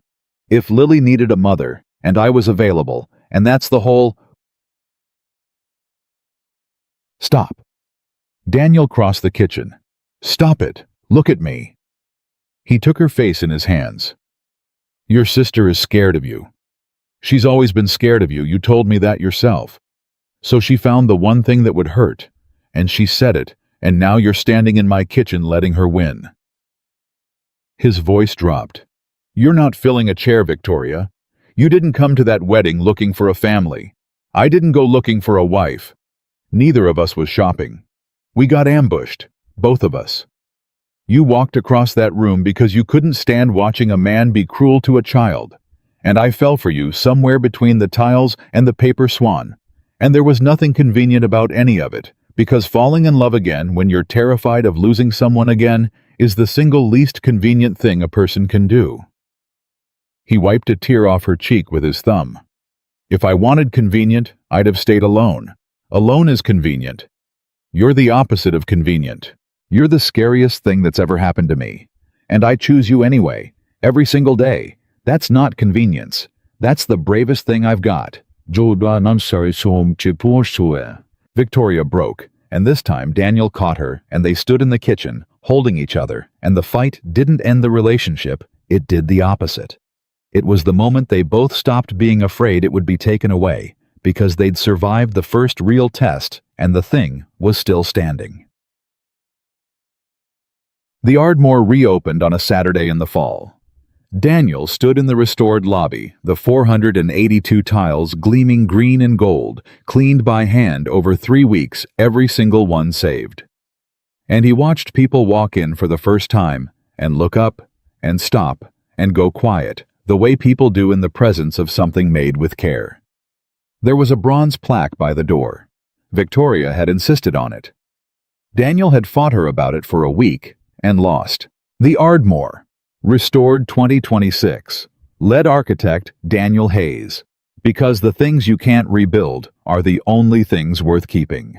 The last line was Harmon's from a night class 11 years ago, and Daniel had wept when he saw it cast in bronze standing right there in the finished lobby, because a man who'd been told his whole life that guys like him don't get the chance had just gotten his name put permanently on a building that would outlive him. Lily found him by the plaque. She was 7 now. She'd had a birthday during the construction, and Victoria had thrown her a party in the half-finished building hard hats for all the kids, which Lily still described as the best day of her life. "Daddy," Lily said, reading the plaque, slowly sounding out the words. "It says your name." "It does." "On the whole building." "On the whole building." Lily thought about this. Then she looked up at him with an expression so much like Sarah's that it stopped his heart that same clear-eyed pride. "Mom would think this was so cool," Lily said. And Daniel knelt down right there in the lobby he'd saved, and he pulled his daughter in, and over her shoulder. He saw Victoria standing across the room watching them, and he understood in that moment that he had somehow, against every odd, against everything he'd believed 3 years ago, at the bottom of his grief, been given a second whole life. "Yeah, baby," he said. "Your mom would think this was so cool. And you know what? So does Victoria. And there's room for both of them to think so. There's room for all of it." Lily pulled back and looked at him seriously. "Daddy, I decided," she announced, "what Victoria's going to be. I've been thinking about it for a really long time." Daniel felt Victoria go still across the room, close enough now to hear, and he felt his own breath catch. "Yeah, what did you decide, sweetheart?" Lily said it simply the way children say the most enormous things like they weigh nothing at all. "She's my Victoria," Lily said. "Not my mom. My mom's my mom. Victoria's my Victoria. That's her own thing. She gets her own name because she's her own person who loves me." Lily nodded, satisfied with her own logic. "And nobody else in the whole world has a Victoria. Just me. Just." And Victoria Sterling, who had built an empire, who had buried the man she was supposed to marry, who had spent 4 years in the corner of every room, being somewhere else entirely crossed the lobby of the building that a single dad had saved, and knelt down next to the two of them, and became permanently and forever somebody's Victoria. "That's the best job I've ever been offered," she told Lily, and her voice didn't break, because for once she didn't need it to. "And I ran a whole company, but this one's better." She held out her pinky. "Deal." Lily hooked her finger through it, the same pinky promise from the wedding all the way back at the beginning, before any of them knew. "Deal," Lily said. And the three of them knelt there together on the green and gold tiles, in the light that 100-year-old building still caught exactly the way its builders intended. And a man who'd come to a wedding only to disappear looked at the woman who'd walked across a room to find him, and understood that the smallest decision he'd ever made showing up, opening the door, letting someone see him, had turned out to be the one that gave him everything back. The proposal came a year after the pinky promise, and it did not happen the way anyone would have scripted it. Victoria had imagined in the private way she imagined things she'd never say out loud, that if it ever happened, Daniel would be the one to do it. He was the romantic one, after all, the man who put paper swans in architectural drawings and talked about light like it was a living thing.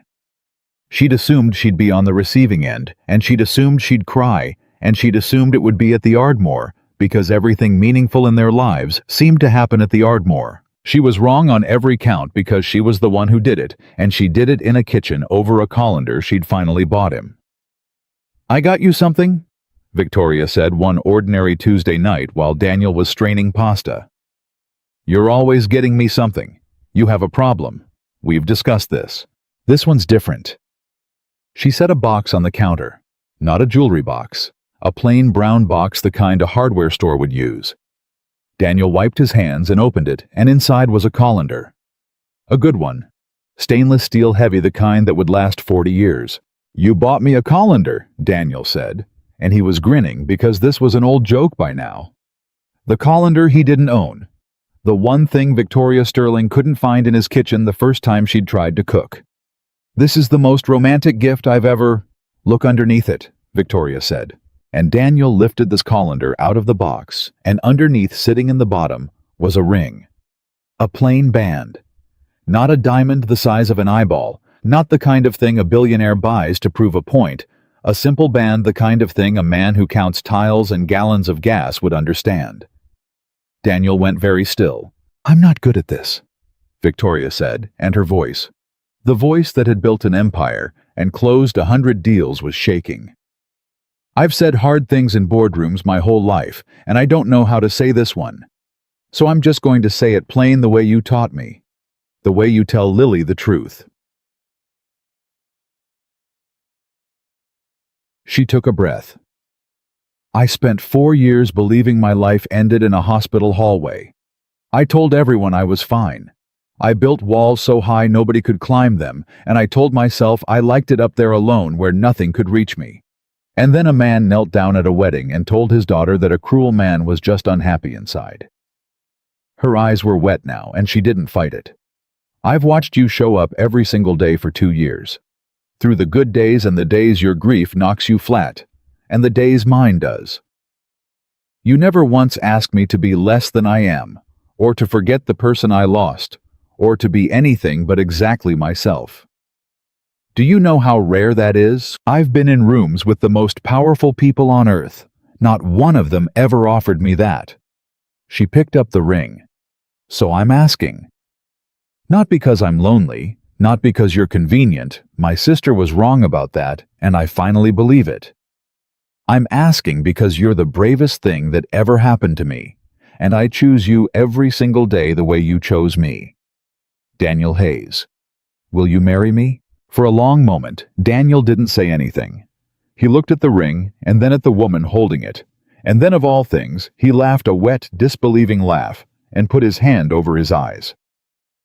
"You proposed to me with a colander," he said. "I proposed to you with a colander. The one thing you couldn't find in my kitchen. The first day. When you threw the dish towel at me." "I've been planning it since the dish towel," Victoria admitted. "I know it's ridiculous. I know I could have done something at the Ardmore with a string quartet, and I—" "Don't you dare," Daniel said, pulling his hand away from his eyes. "Don't you dare apologize for this. A string quartet at the Ardmore would have been for other people. This is ours. Nobody else would even understand it. A colander." He was crying now too openly, the way he'd learned to do around her, the way he never did around anyone else. "You found the one gift on earth that means our whole story, and doesn't mean a single thing to anybody else. That's Victoria, that's the most us thing you could have possibly done. Is that a yes?" "Of course it's a yes." He pulled her into him. "It was a yes 11 days after the wedding. It was a yes the first time I heard you laugh. It's been a yes for 2 years. I was just waiting for me to be brave enough." "For you to be ready," Daniel corrected gently. "There's a difference. You were always brave. You just needed to know it was safe." And then a voice came from the hallway, small and delighted, and entirely unsurprised, because Lily had been listening the whole time, because Lily was always listening. "Finally," Lily said. They both turned. She was standing in the doorway in her pajamas, 8 years old now, arms crossed, wearing the expression of a person whose patience has finally been rewarded. "You knew about this," Daniel said. Victoria asked me first. Lily said matter of fact. Weeks ago, she asked if it was okay, if I minded. She rolled her eyes with the theatrical exhaustion only an 8-year-old can produce. I said, obviously not. I've been waiting for you guys to figure it out for like 100 years. Daniel looked at Victoria. You asked her first. Of course I asked her first, Victoria said like it was the most obvious thing in the world. I wasn't just proposing to you, Daniel. I know exactly what I'm marrying into. I'm marrying into both of you. She gets a vote. She's always gotten a vote. She looked at Lily. And she voted yes, twice technically because I made her confirm it because I was terrified.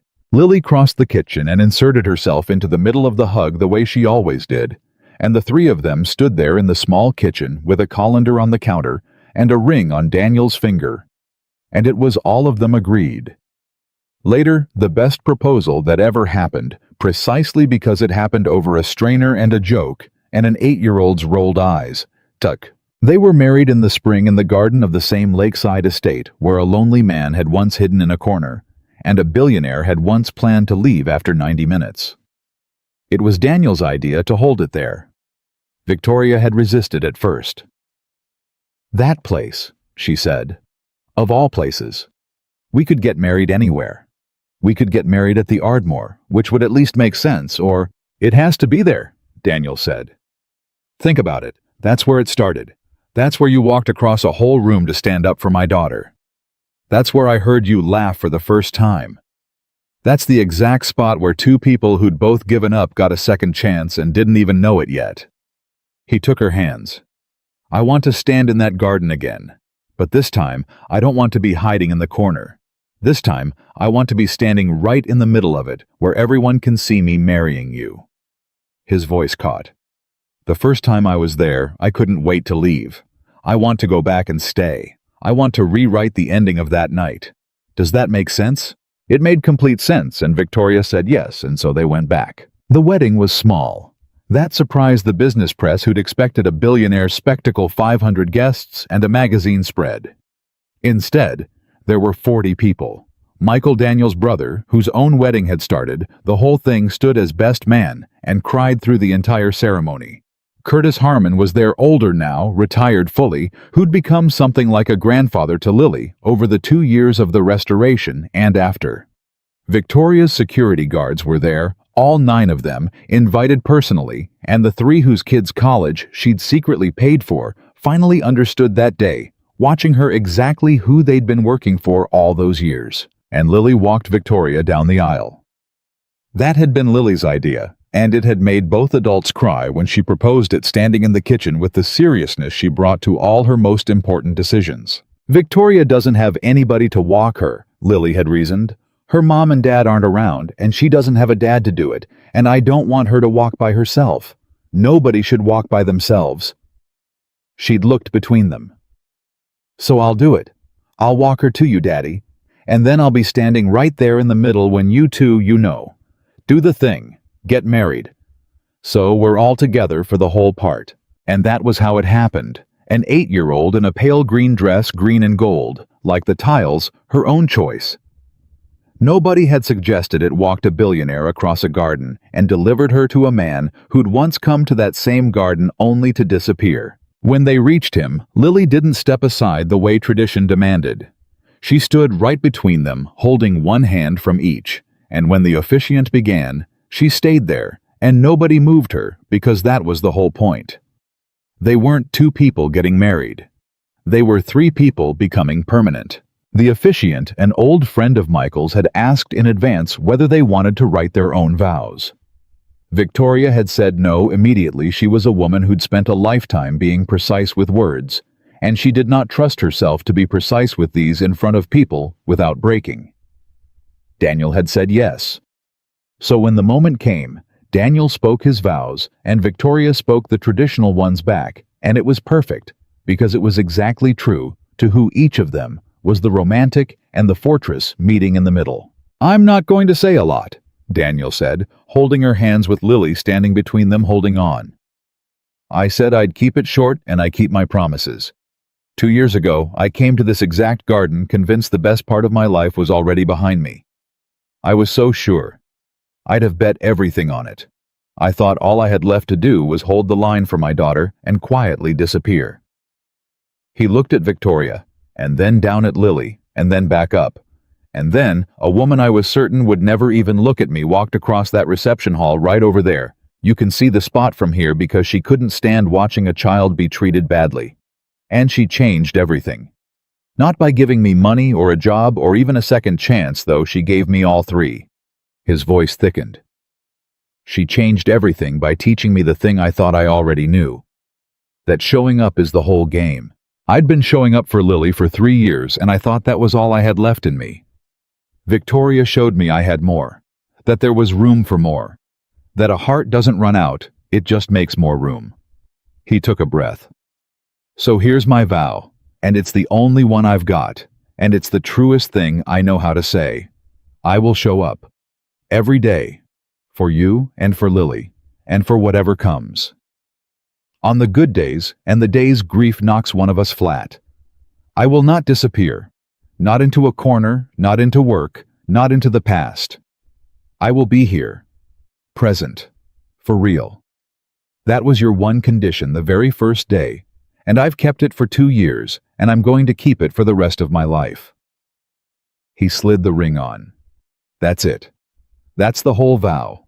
I'll show up, forever. And Victoria Sterling, who had planned so carefully to say only the safe traditional words precisely, so she wouldn't break down in front of 40 people, broke down anyway, completely, and had to be handed a tissue by an 8-year-old who'd clearly anticipated this, and brought one in the pocket of her green and gold dress, because Lily was in the end her father's daughter, and she counted everything, and she'd counted on the grown-ups crying. They didn't have their own children. There were times in the early years when Victoria wondered aloud about it in the quiet late when the wondering came. Her sister's cruel words had planted something that took a long time to fully die. Do you ever wish? She started one night and couldn't finish it. Wish what? Daniel said. He knew. He always knew. But he'd learned from her that some things have to be said out loud to lose their power. That we'd had one. Of our own. That I'd given you. Stop. Daniel rolled over to face her in the dark. Let me tell you something, and I need you to actually hear it. Not just let it slide past. I have a daughter. We have a daughter. Lily isn't half a family that we filled in with you. She's not a placeholder for the kids we didn't have. She's the whole thing. And you... He found her face in the dark. You didn't step into an empty spot. There was no empty spot. You made a new one. You're not a replacement for the mother Lily lost. You're a whole additional person who loves her, which Lily figured out when she was 7. Remember her own Victoria. Nobody else in the world has one.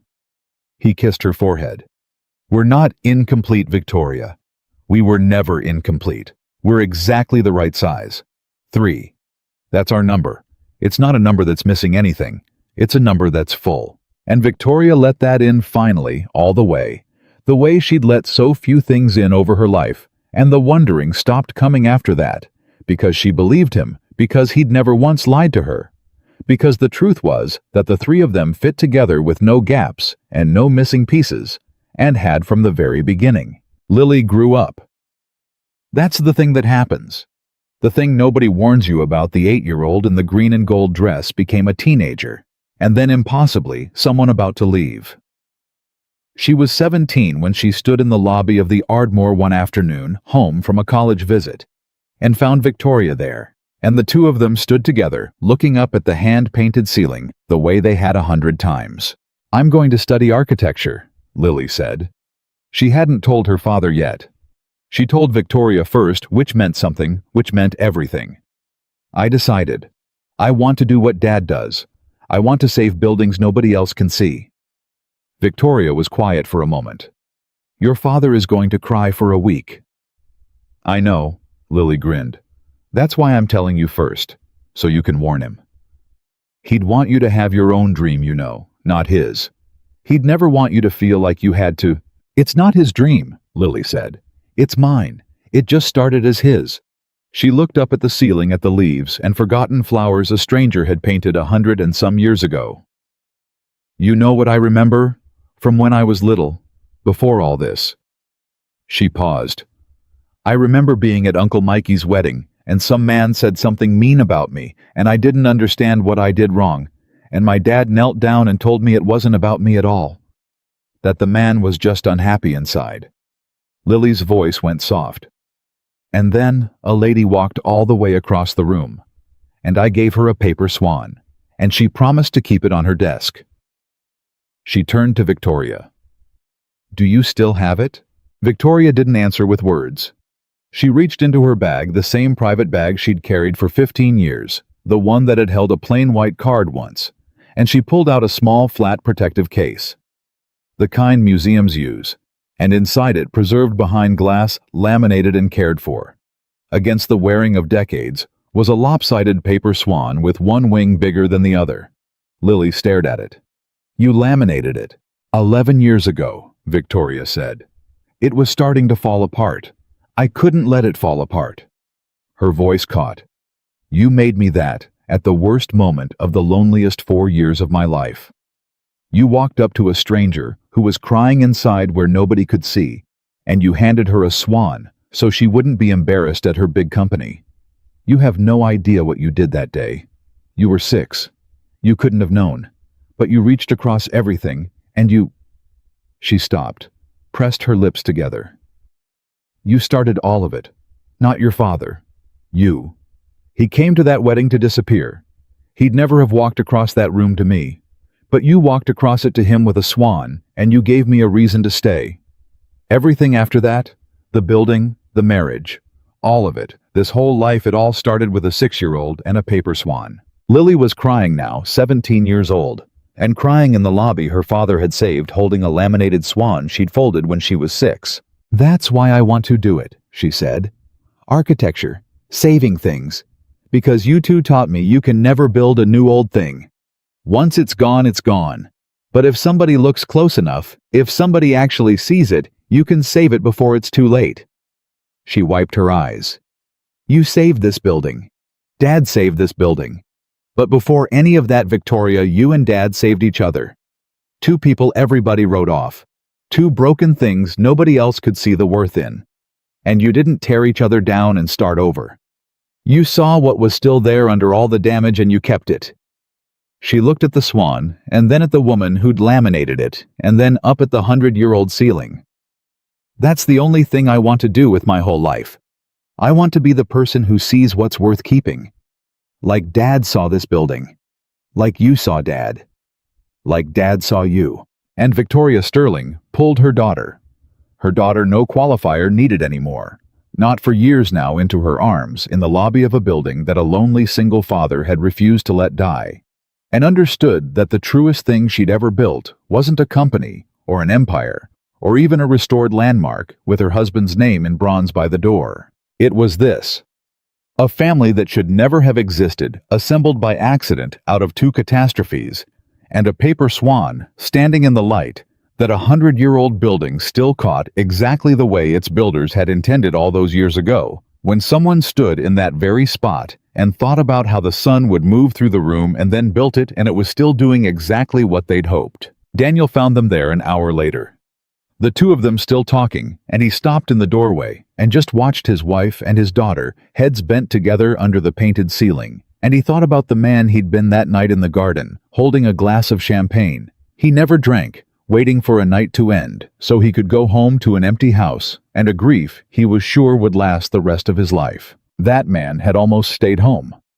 That man had almost sent his regrets, invented a headache, missed the whole thing. If it hadn't been for a 6-year-old holding up an invitation with 2 swans on the front, asking, "Are we going?" saying maybe happy things can happen at weddings too, he'd have missed all of it. The woman who walked across the room. The building he saved. The name in bronze. The colander. The wedding in the garden where he finally got to stand in the middle instead of the corner. The daughter who grew up to see what was worth keeping. All of it had turned on a single small decision made by a frightened man who almost didn't make it. The decision to show up. Daniel crossed the lobby and joined them, and the three of them stood together under the ceiling. And Lily held the laminated swan up so the afternoon light caught it, and none of them said anything for a while, because everything worth saying had already been lived. The greatest things in a life don't announce themselves. They don't come with fanfare or certainty or a plan. They come disguised as ordinary moments, a wedding you almost skip, a stranger you almost don't talk to, a paper swan folded by a bored child, a door you keep nailed shut for 3 years, and then one night for no reason you can name, decide to open just a crack, and the whole rest of your life pours through that crack if you let it. Daniel Hayes had come to a wedding to disappear. Instead, he had shown up, truly shown up for the first time in years, and in doing so had gotten back every single thing he'd been certain he had lost forever and more that he'd never dared to want. And that is the whole truth of it. The thing worth carrying out of this story and into your own. The miracle was never the billionaire, or the money, or the building saved from the wrecking ball. The miracle was a broken man who almost stayed home and chose instead to walk into the light and let someone see him. That choice, small, terrified, and utterly ordinary, was the beginning of everything. Some people wait their whole lives for a grand plan that never comes. But the door was never going to open on its own. Somebody had to reach out and turn the handle. Daniel did, and so can you. Show up, open the door, let someone see you, because the life you think is over is very often only paused waiting patiently for the smallest brave decision to begin again.